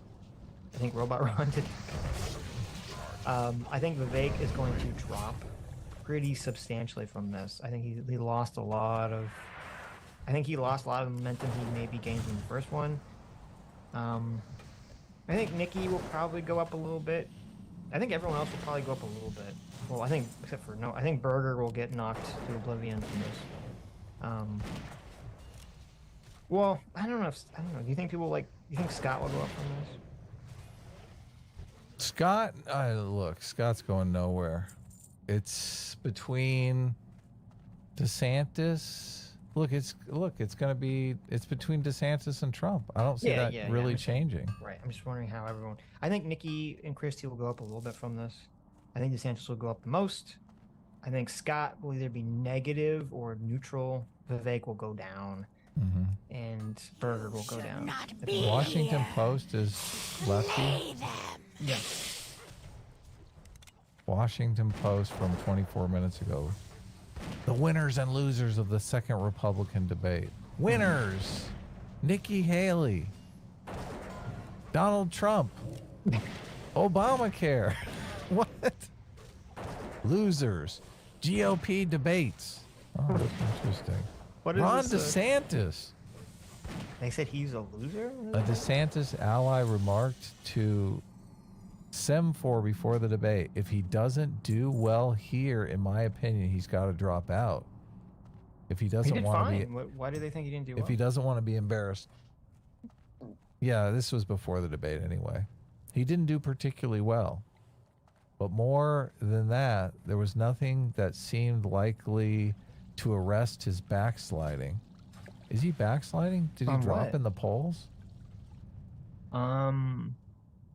Look, the voters are what matter here. GOP, another loser. GOP moderation on immigration. Well, this to me is very fascinating because I keep hearing this from people on the left. They're like, "Oh, we like Nikki Haley." It's so funny. They're trying to big time. They're just like her. They literally just like her because she's a woman. I swear to God, it's literally these people are so just consumed by identity politics. And I know people in my real life I talk to who are like pretty strong Democrats and they still like her. I'm like, why? Do you ever she doesn't, everything she's saying is like Republican policies. I don't know why you would, I mean, the only thing that they would agree with her on is supporting Ukraine. But like every other policy, she says like straight Republican policy. I don't understand why they all salivate over Nikki Haley. I think it's literally just because she's a woman and they're like, oh, we like women. We like strong women. I think that's all that's motivating these people. Right. Because even this Washington Post article, they're like, the strength of Haley's initial debate strength has left was given me. Directly Your help is and looking needed. Like a serious candidate. Long ago, this site was a great temple of Elune, but misfortune led to ruin when the corruption of an old god seeped up from beneath the earth and tainted the sacred moon well. Akumai, servant of the old god, rose from the waters. The Twilight's Hammer cultists have allied with the Naga to occupy these grounds. The cultists, led by Kelris, sacrifice innocents to Akumai for power. Slay Kelris and bring his head to Bashana in Thunder Bluff. Adventurer, please.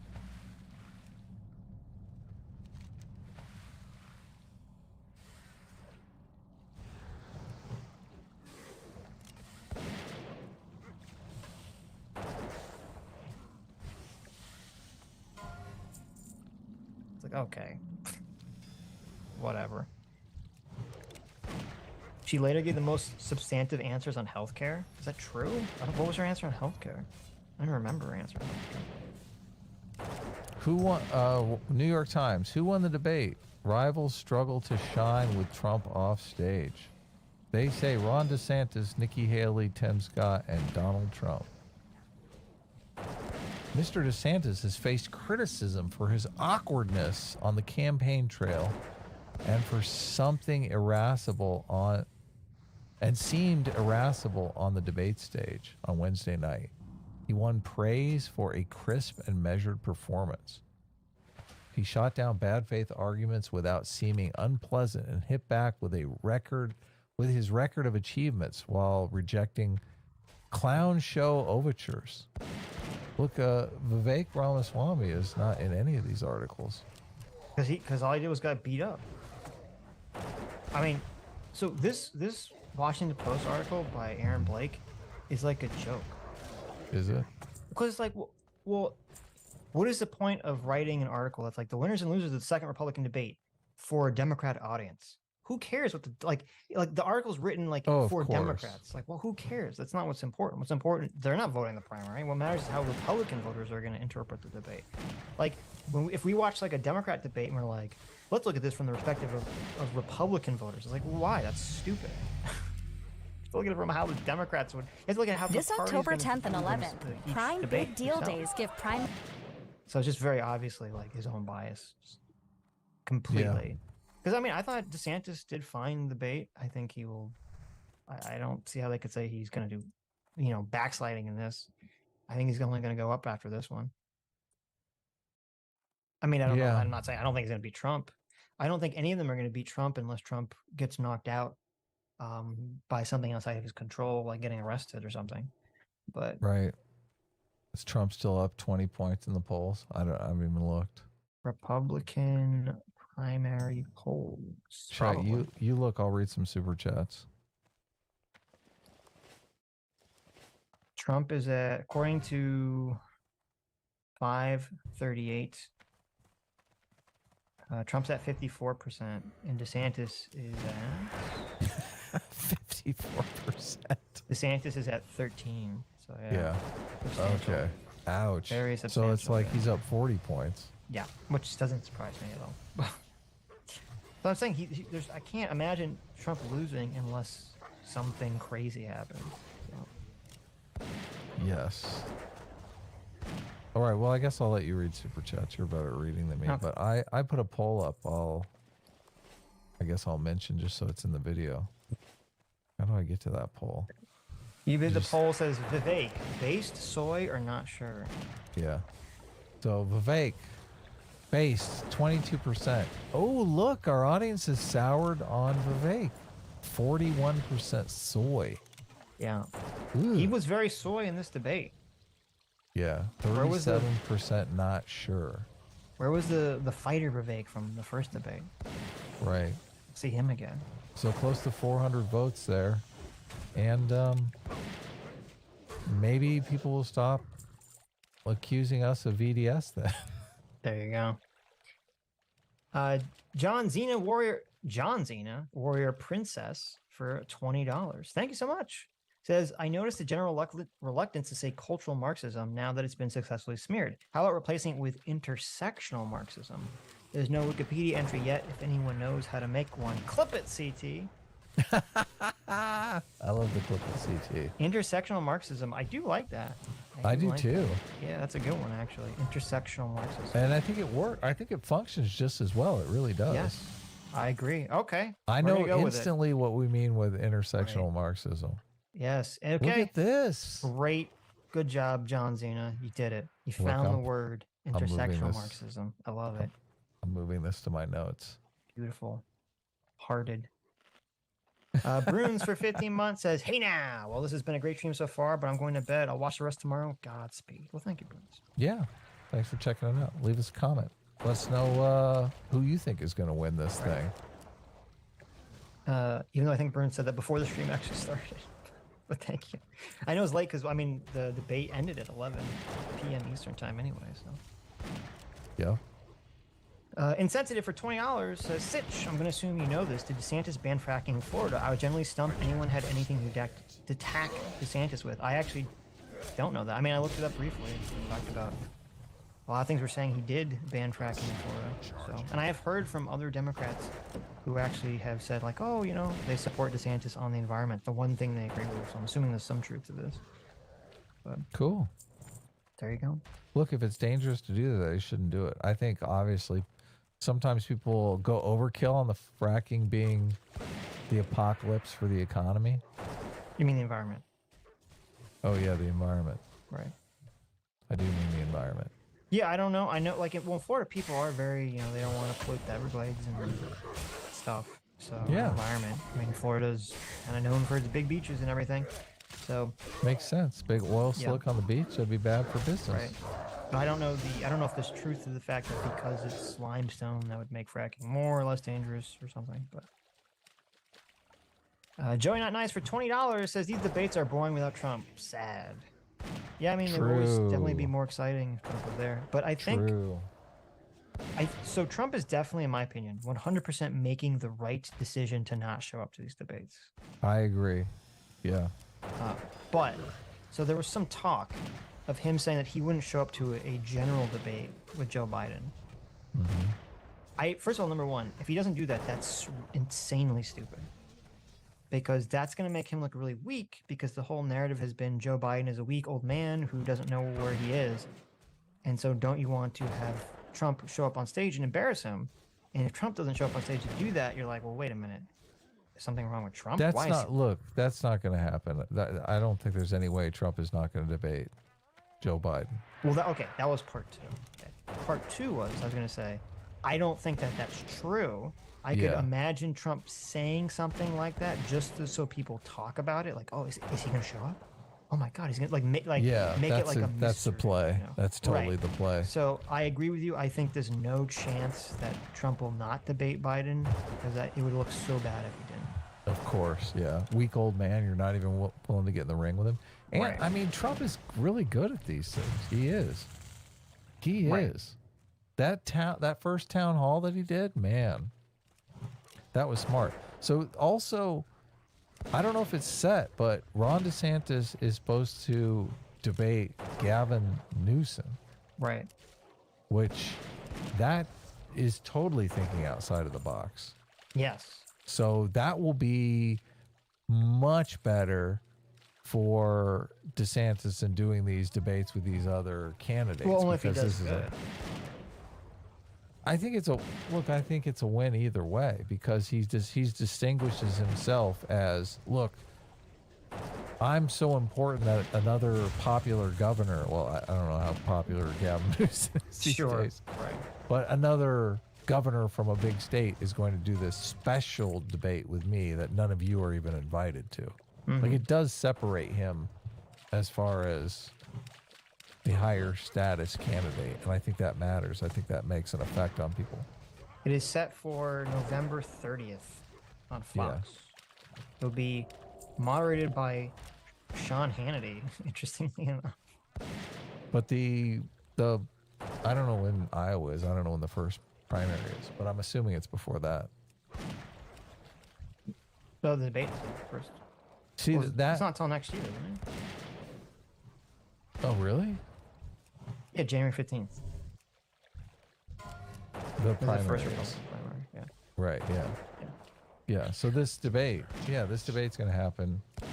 Look, that other article was talking about DeSantis dropping out. DeSantis hasn't set up a debate with Gavin Newsom, and he's dropping out of the debate. Dropping out of the... That's crazy. No, listen, that Washington Post article... DeSantis is not going anywhere. Yeah, that Washington Post article is literally retarded. DeSantis will not drop out at all. He will go to... Because Trump is the heir and DeSantis is the spare, okay? He's going to it. He will go through the primaries until he loses the primaries if Trump doesn't get knocked out by some external factor or something. Mm-hmm. Because he's betting on something's going to knock Trump out. Well, here's the question. What happens if Trump wins the primary and then gets arrested? I mean, I guess he could still run. I mean, look, he's still running. For president. But... He's still running. All that stuff is still on. He's not going to get arrested. This is just... You say and that. if he I don't does, know if that's look, true. if he does get her, they couldn't even keep Jesse Smollett in jail for like a day. Trump is not going to stay in jail. No. That's I'm saying ridiculous. gets convicted. If Trump gets convicted on one of these cases next year, the middle of next year after the primary. They have all these different things that they can do to postpone the arrest. They do this all the time. Oh, okay. I mean, we'll see. You know, Jesse Smollett stayed in jail for like 24 hours. And I don't. then What he is? was I out don't know again. what Jesse Smollett has to do with anything. Look, I'm just saying, like, he's a nobody, and they couldn't even keep him in jail. He did this giant hate crime hoax.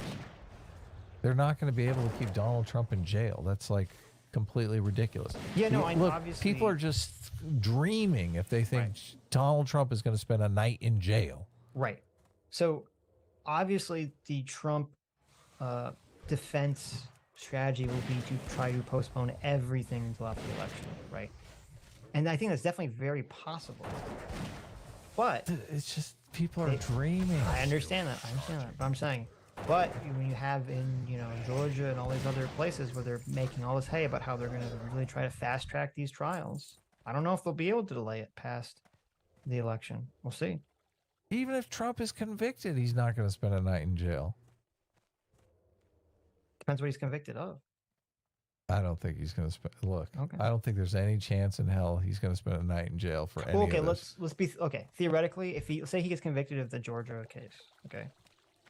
I mean, I could believe that they would reach some agreement where he doesn't spend time in jail, but he's just under house arrest or something, and has to wear like an ankle monitor. I don't necessarily disagree with you, but Look, I mean, sending him to jail like, would look, be I didn't weird. like the White House anyway. I'm ruling the nation from Mar-a-Lago. Right. Yeah. It's just all of this is just. Okay. I don't think it's even remotely plausible or possible or any of that. Okay, we'll see. You don't think so, right? It's possible. What? I don't think Trump will go. I agree with you. I don't think Trump will go to jail. I think even if he's convicted, they will hammer out some agreements where he's not like physically in a state or federal prison, because the security risk to that would be too great. Yeah. So I do agree with that. But I agree that it's probably, I would think, if you make me choose, I would think it's probably more likely that none of these cases will be adjudicated on before the next election.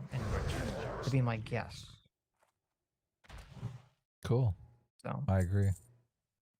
But I think DeSantis he's praying that they are. He's praying that Trump gets convicted.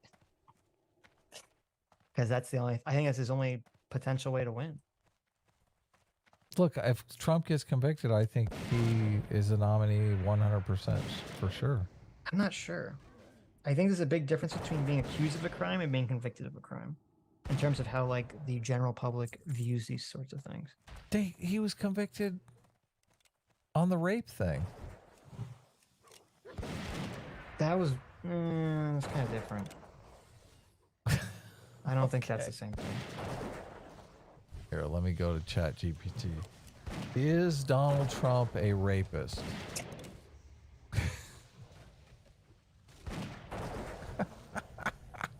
Look, I'm not really doing it, but oh no, let's do it. Where's my ChatGPT? Read another super chat. Come on. Let's see.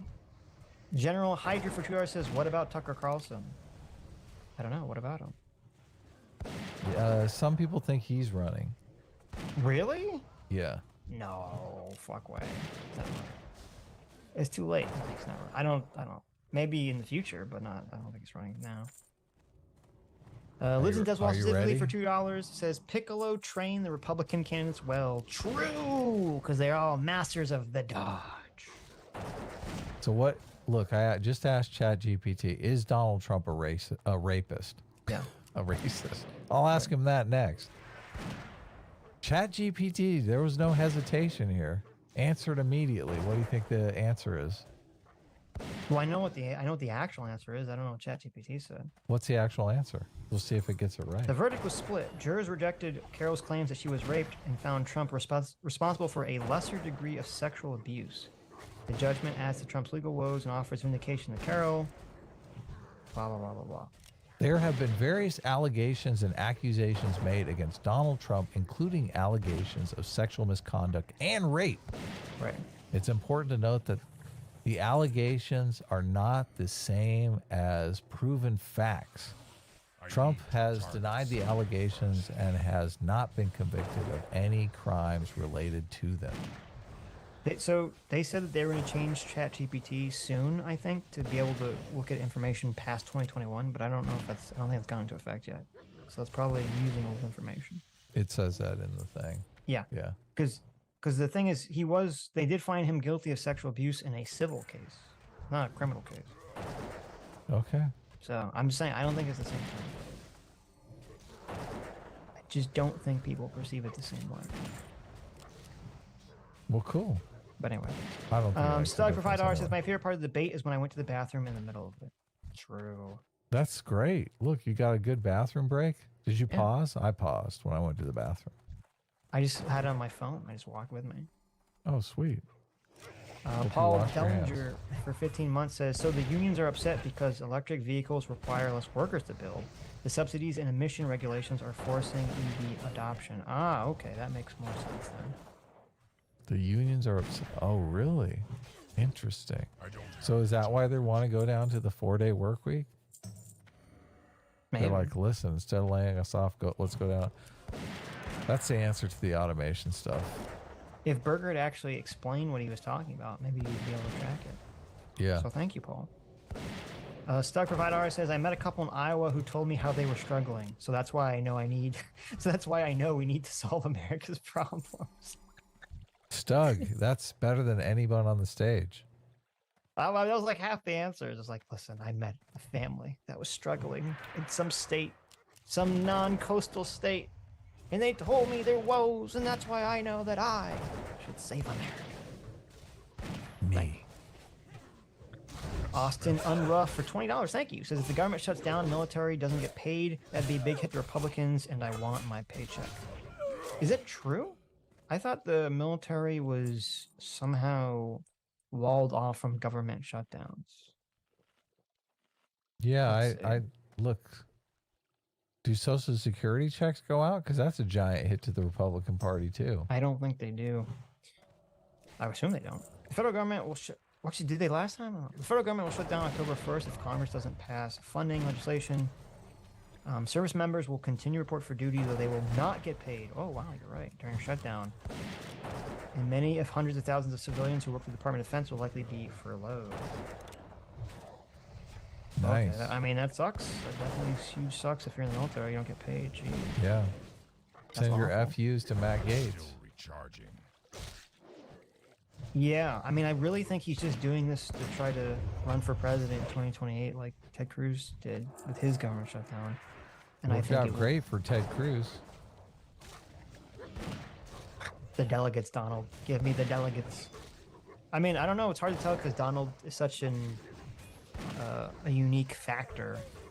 You know, would Ted Cruz have been able to beat Jeb if Donald Trump wasn't in the race in 2016? I don't know. Who knows? Joey Not Nice for $5 says, this housing rant by Adam is better than anything from the debate. A-team. Look at that. There you go. Boy, thank you. Thank you for the $5 and thank you for Right. the compliment. We do need to do something. Let's not let Sitch discourage us on housing. Okay. Oh my God. Mm-hmm. Oh my God. What? I don't even know what you're talking about. I love that screen name. Oh my God! For $2 says breaking news out of Arizona, governor related. What happened in Arizona? Did someone drop out of the race?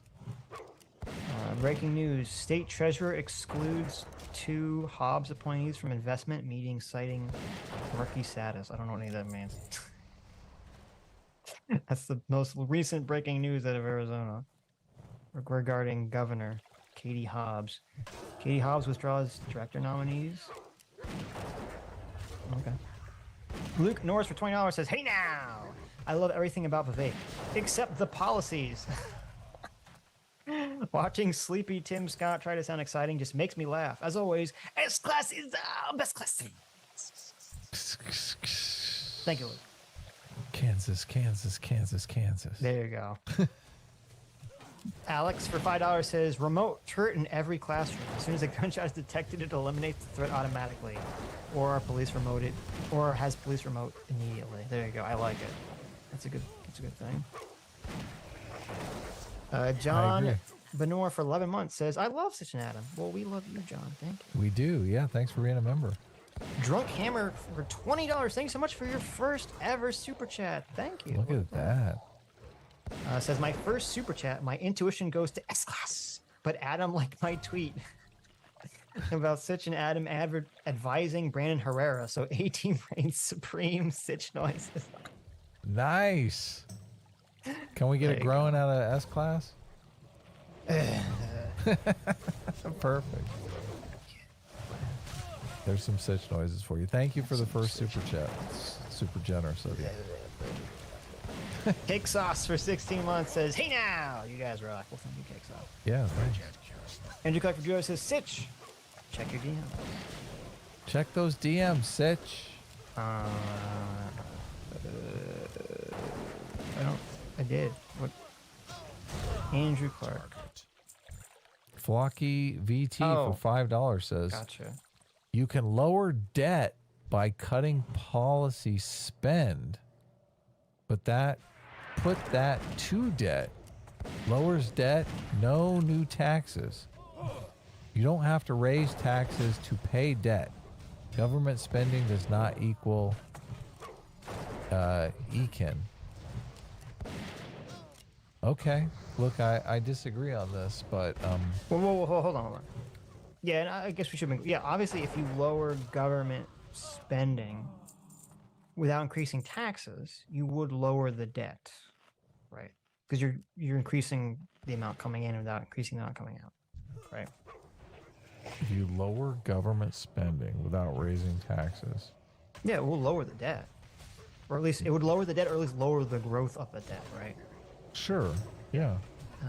So that is true, but it's just government spending. If you want to increase, that's not going to increase the size of the economy, though, which is what Tim Scott said. That's what I'm saying. Like, I think you can either lower the debt or increase the size of the economy. I don't think you can do both of those things. Right. So. Yeah. Look, it's better if you conceptualize the debt as the money supply and not as something that we have to pay back to somebody. Right? Well, I mean, I agree, but most people won't agree with that. Well, who are you paying back when you pay back the debt? Mm-hmm. Look, if the government spends, well, let's not get into it. Don't get into it. Yeah. JD for $10 says, this was a Univision debate more than a Fox debate. That's true. This was a Univision Fox debate. Yeah, what was up in the very beginning when I think he got the woman's name wrong or something? It was like, what just happened there? I'm going to go back and check it out. I missed it. I don't know. There was some major social faux pas that took place at the very beginning, like he got her name wrong. Oh, okay. This lady from Univision. Right. But a big detail is that Murdoch retired, and now it's in his kids' Champagne Social's hands. Are his kids, like, lefties? Oh, wow. That's true. I know his kids are running it, but I assumed that they were right-wing like their father. I didn't know they were left-wing. That's very interesting if they are. That is interesting. Fletcher McTaggy for 5 Canadian says, would you guys be open to having Jesse Single on to talk about the Cluster F Majority Report appearance, Emma Sucks?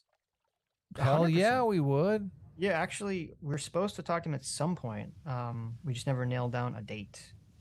So, yeah, I think we need to reach out to him by email because I think he's kind of like not on Twitter so much anymore. So, we've both exchanged DMs with Jesse Single, and he gave us a shout out in the podcast they did covering the Majority Report mess up. So, yeah. He listened to our coverage of it and thanked us for making fun of Sam and Emma. Right. And backing him up. And look, you can look. Jesse Single's been on the show before if you want to look it up. We did talk to him. a while back. So, but yeah, we'd love to talk. You still again, like obviously. my old videos. It's kind of funny. But yeah, so no, I'd love to talk to Jesse. Right. So hopefully we can get the details of that hammered out. Solo. Well, go ahead. Photos for $2 says, I'd say that selling people on the line the government can provide for all your wants and needs at no cost invites more incompetency, as we've seen politicians just kick the consequences down the road for others to handle. Yeah, I agree with that, I guess. Sure. And then Soldos for $2 says, I'd like to see how big government supporters explain the competency of the world's largest bureaucracy failing an audit for 5 years in a row. Don't get me started on the headache of property accountability. I do just to see it go nowhere. I mean, I don't disagree. I think if the government can't even audit itself, that's a big problem. Needs to be accountability. Okay, look. Heads should roll. I guess we're just doing super chats until they stop, but let's see here. Loki VT for $2 says our debt is primarily owned to foreign nations. I believe that's not accurate. Okay, so a total of 7.6 trillion is held by foreign countries, Japan, China, the list continues. We're 32 trillion, we have $32 trillion of outstanding debt, 32 trillion in treasury bonds. So that's not even a third of the debt. Right. The thing is, though, what the government debt is it's treasury bonds. So that means China and Japan are holding a financial asset called a treasury bond that like all we have to do to pay it back is print dollars and give it to them. We just turn the treasury bond into dollars. So it's not like then they have the dollars and they can do whatever they want with the dollars. Yeah, but what are they going to do with the dollars? Well, they're going to buy another treasury bond. Well, yeah, obviously, unless they have something to do with the dollars. Right. I mean, maybe they're going to buy land rental property in Florida for all I know. There you go. There you go. Yeah. Because American laws are horrible. So, but yeah. Let's finish up here. That's part of why the debt increased so much is because the interest rate's so much higher. So that means interest rates on treasury bonds is significantly higher. Right. No. But yeah, do you have a chart that shows what is the percentage? Because I believe that foreign debt owned by by foreign countries on treasury bonds is not the majority at all. You said it was less, a third. Japan. Here, I'll bring it up. Read the super chats. Okay. Fletcho McTaggy for 5 Canadian says, not to harp on it, but do you think Emma being a trust fund baby hurts her leftist bona fides? No, I don't, because it seems like that's like half of the leftist movement are trust fund babies or people that came from very well-off parents who essentially, I mean, my take on it is that they've been, they've had a big safety net in the terms of their parents their whole life. And so now they're like, well, everyone should have the safety net that I had, but, from the government. I think that's like a lot of where their thinking comes from, which, I understand like wanting to have that empathy, but I think it kind of, that shielding from reality distorts their view about how the way the world works. I don't know if Emma's ever worked a job outside of, media punditry. So I do think I think the fact that she's a trust fund, I don't think it's a surprise or shock that all these leftists, a lot of them are trust fund babies, because I think that sheltered worldview basically allows them to have the luxury beliefs that they have, because they haven't been affected by, like, if you're not affected by the cold hard realities of dealing with like awful people, it's very easy to have like this broad-based empathy for a bunch of people that you've never had to actually interact with. Say, oh no, people are awful. So here it is. Major foreign holders of U.S. Treasury securities as of July 2023. You've got Japan, is like 1.1 trillion. Look at Japan. Japan's an ally, right? No. But the chart shouldn't be not on which country, but like how much of the debt is owned by foreign countries versus how much is owned by other things. Because that was the question. You understand? Well, what country owns which debt? Oh, I thought you were asking me which countries. No, well, no, because the super chat was there said that they thought most of the debt was owned by foreign countries. My understanding is that does not. Well, I already told you 7.6 trillion is owned by foreign countries. There's 32 trillion in debt. Okay. So you want me to do the math for you? Or? Yeah. Look, I know there's 32 trillion because I follow a bunch of people on Twitter that are constantly talking about the debt. Right. So. Okay, so that's 7.6 divided by round up. That's only 22%. Yeah, 22%. There you go. Okay. So in Japan is a lot of it. They're an ally, obviously. Japan, like China's the one that everyone's worried about. China's not even a trillion. It's 821 billion. United Kingdom is a big one. The next biggest one is all others. The next biggest one is Luxembourg, Belgium, Switzerland, Cayman Islands. Why does the Cayman Islands have so much in treasury bills? I wonder. Canada, Ireland, Taiwan, India, France. Yeah. So, but treasury bills, the United States debt is just a savings vehicle for anyone who wants to buy treasury bills. Right. Yeah. So instead of having a bunch of cash, what people like to do is they like to hold some sort of vehicle that's going to earn an interest rate, like a treasury bill. Right. But so at any time we can turn those treasury bills back into cash and just here's your cash. Go so spend it. I found a chart. Nice. It says 21% of the U.S. debt is held by intra-governmental holdings. 19% is held by the Federal Reserve itself. 19% of the debt is held by the Federal Reserve? Yes. Oh. Interesting. 16% is held by non-public banks in the U.S. 15% is held by commercial banks in the U.S. 16% is by all other countries. 4% is Japan. 3% is China. 4% is the U.K. So there's your answer. I remember there was that, there were some people that would be like, what if China calls in all their debt at once? Which isn't literally impossible. Because they just buy a bunch of treasury bonds. Look, if they wanted to do that, first of all, they would have to sell, because the treasury bonds have maturity dates, right? So they'd be selling those treasury bonds at a discount. Loss. Yeah, at a loss. Exactly. Yeah, but selling your treasury bond is not calling in a debt. Because it's not the U.S. wouldn't buy them back. They put it on the market. Some random person would buy it. Look, the way that they conceptualize it is, we would have to go to the American people and say, "Give us all your money. We need to pay China back." Right. But that's not how it works. We just we just turn their treasury bonds into dollars. We just say, "Okay, here. Now your treasury bills are dollars. Take them." Right. Anyway.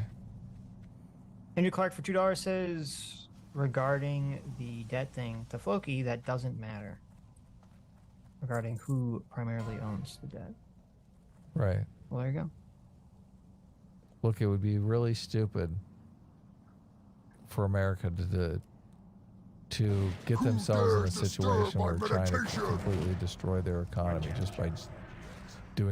just by one action. Right. And America is no dummy. There you go. Anyway. Yeah. All right. This was great. Thanks, Sitch. Any final thoughts before we sign off? No. Thank you all for coming. Thank you all for your incredibly generous donations. Hope you enjoy our recap, our commentary on the Republican debate. And we'll see you all sometime. Some undisclosed time, some undisclosed place. Sunday for sure. Bye-bye.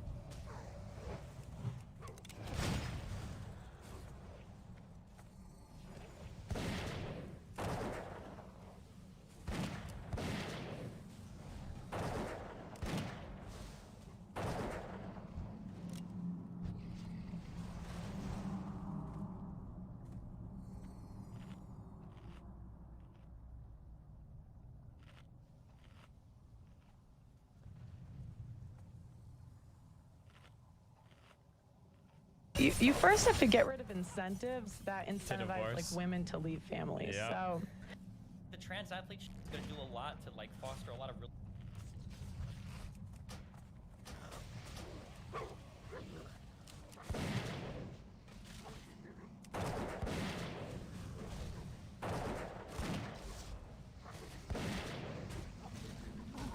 That spell isn't ready.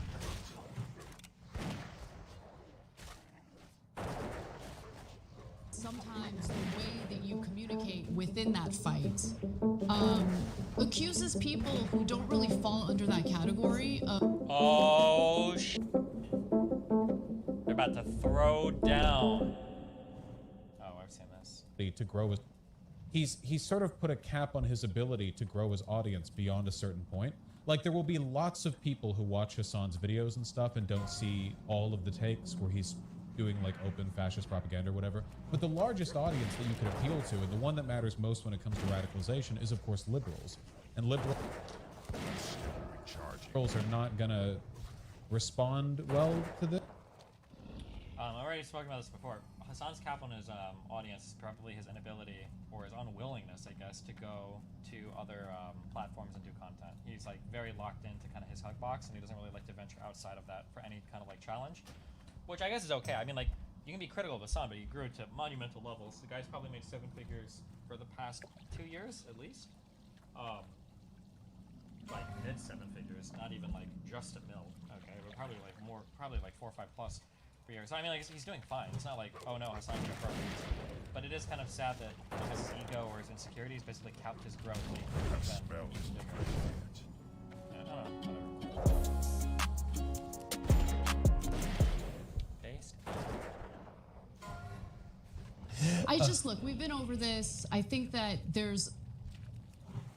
you have this itch to fight, right? And I think that I hear what you're saying about wanting to fight back against the bigotry, right? But I think that sometimes the way that you communicate within that fight accuses people who don't really fall under that category of... Oh, they're about to throw down. Is this about calling everybody like a racist or a fascist or whatever? Is that what I'm... Of being part of the bad guys who have bought into the bigotry and stuff. I think that the situation's just a lot more complicated than that, and the way that I've been thinking about all of this is how do we bring more people in rather than repel people from what we're trying to accomplish, right? And so the messaging I think we need to be a little more careful with so we don't make people who do not subscribe to the bigotry feel as though we're accusing them of engaging in bigotry. You hear what I'm saying? I do, but so it... What do you think his response is going to be? You're absolutely right. The segregation amongst democracy is probably bad in the aftermath. We all want to get Biden elected or make sure that Trump isn't elected again. So let's all unite cause. Oh, you're so naive. Oh my god, that was adorable. Okay. You've just been watching my stream a lot, so you think everybody's like reasonably, rationally brained like I am. Let's see what he says. He started off with a but, so you're already fighting from the back foot. Let's see here. Feel as though we're accusing them of engaging in bigotry. You hear what I'm saying? I do, but so it's that one's super complicated. We've talked about it a little bit in the past, but it's good to talk about here. And by the way, we'll take your comments too on your thoughts on all of this. But and look, the one I'm sorry to interrupt you. No, but it's like okay. The one other thing that part of the change that I've experienced over the last, I don't know, year, 2 years is coming to the realization that a lot of the stories that scared me about the bigotry in the country, right? Like the very specific anecdotes and stories that have been reported in the media were either embellished, exaggerated, actually completely unfounded, all sorts of crazy hoaxes. And there were so many details of that story that were intentionally omitted or left out. Oh, we're not doing this. Legacy media. Where would you like to fly to? And that painted a picture in my mind and in the minds of many others that, there's no justification for the way that she was, panicking when she was on the phone with the 911 dispatcher, right? But then you get this, then you find out, based on what Camille Foster had found out and reported, was that like she didn't have good cell reception. So the person on the other end of that conversation couldn't hear her. She was panicking because she genuinely thought that she was, at risk after, here's another thing that was omitted in a lot of the reports, after she was literally threatened by the birdwatcher, right? Who said, "Oh, wait, what? I'm going to and do he got what I based on the want, and you're not birdwatcher gonna story?" like it. And then he proceeds to try to lure her dog to him. And listen, you might still... Okay, hold on. Wait, am I way too up on my high horse? I feel like these are stories that I've covered. There must be some like chain here or something, no? Kind of over-exaggerating the situation that's actually happening. I was just thinking of this one. Oh, you're gonna show the dog! You're gonna show the dog! You're gonna show the dog video that everybody got mad at because they didn't get the full story on this one either? By the way, if you saw this video and you thought it was just a crazy white woman being a crazy white woman, she was being about 40% crazy. But what you didn't see in this video was when the black guy posted the video on Facebook. That's a big problem with left-leaning media right now. Getting a lot of half-reported stories. You know, he's about to. Oh, there's a story we didn't get to today, but I'm definitely going to cover it at some point this week about Ibram X. Kendi's Center for what is it called? It's the Center for Anti-Racist Research, which had received 43 million. That's what you're about to say. $43 million in grants. Million. And no one knows where that money is. The entire staff has gotten fired. Where did it go? Where did it go? Don't ask me. That's a lot of money for anti-racism. Whoa, we got $19.99. Hey, buddy, I watched the last Dueling recommendation without spoiling. Who do you think was in the right? Well, where do you mean? The answer is obviously the, it has to be the lady, right? Am I supposed to be, by asking me that question, you're basically asking me, am I supposed to take like a pro-rape position? Okay. Okay, there's no transparency in regard to where that funding went. And it's just, I think a lot of people see how potentially, I don't know for sure in this case, I think there needs to be a full investigation, how certain people have used this narrative of racism in order to profit from it and to exploit it for their own benefit. And damn. Oh, that's a big claim from Anna from the Young Turks. Do you want to come to New York? I'll buy you a steak. Pisco, I'm like an hour drive from you, okay? Enrichment, right? So what we do here is we talk about all the different nuances, because that one has a lot of nuance. It does, yep. So first of all, that story we'll do on another day so you get the full sense of it. But is it true that some people took advantage of the racism that actually exists to profit off of pretending to fight back against it? Unfortunately, yes, it has happened a number of times, okay? So there was devastating articles about Black Lives Matter leadership as one example. Okay, now. Did you follow any of them, the Black Lives Matter organization? I don't know what you're talking about. BLM org was pretty, they were in dire straits. Yeah, it was pretty bad. Yeah? Sounds good. Yeah. And we covered it because we're honest. Right. But having said that, it doesn't mean that there isn't racism and bigotry. There is. There is. But I have to be honest, given all of the lies that I've read. The problem is that the way that people do politics today is there's like a whole web of beliefs you have to buy into. And like part of that web, for instance, is like black people can do no wrong. Or if they do wrong, it's because of white supremacy. Unironically, that's like part of that's why you get like all the excuses for shoplifting. That's why when black cops kill black people, it's white supremacy. Like it's like part of this web of beliefs you have to subscribe to. Homeless people can do no wrong. Like they're harmless, they're cool. If they push people in front of trains, like this is like the web of, it sounds like I'm exaggerating, but I'm not. It's literally this. But the issue is that like if you call into question or if you call into question any of the narratives on any of this, people will immediately throw you into like the conservative camp. So like Anna has caught a ton of, basically people think Anna is like a literal Nazi now, unironically, or fascist, whatever, because she started to realize like, hey, I basically got like sexual assaulted by like a homeless guy, and people are like, oh, well, the homeless are, there are Kelris has eluded the Argent Dawn for some time. For some time, they considered him dead or missing. I don't know, but like the young By ending his reign, you have spared the lives of many innocent people, Adventurer. Earth Mother be praised. To sacrifice another to a servant of an old god for personal gain is beyond disgusting. You have done a great thing this day. Kelris was a creature of evil and sought to bring the world back to a time of chaos by worshipping such creatures as the old gods. Thank you, Adventurer.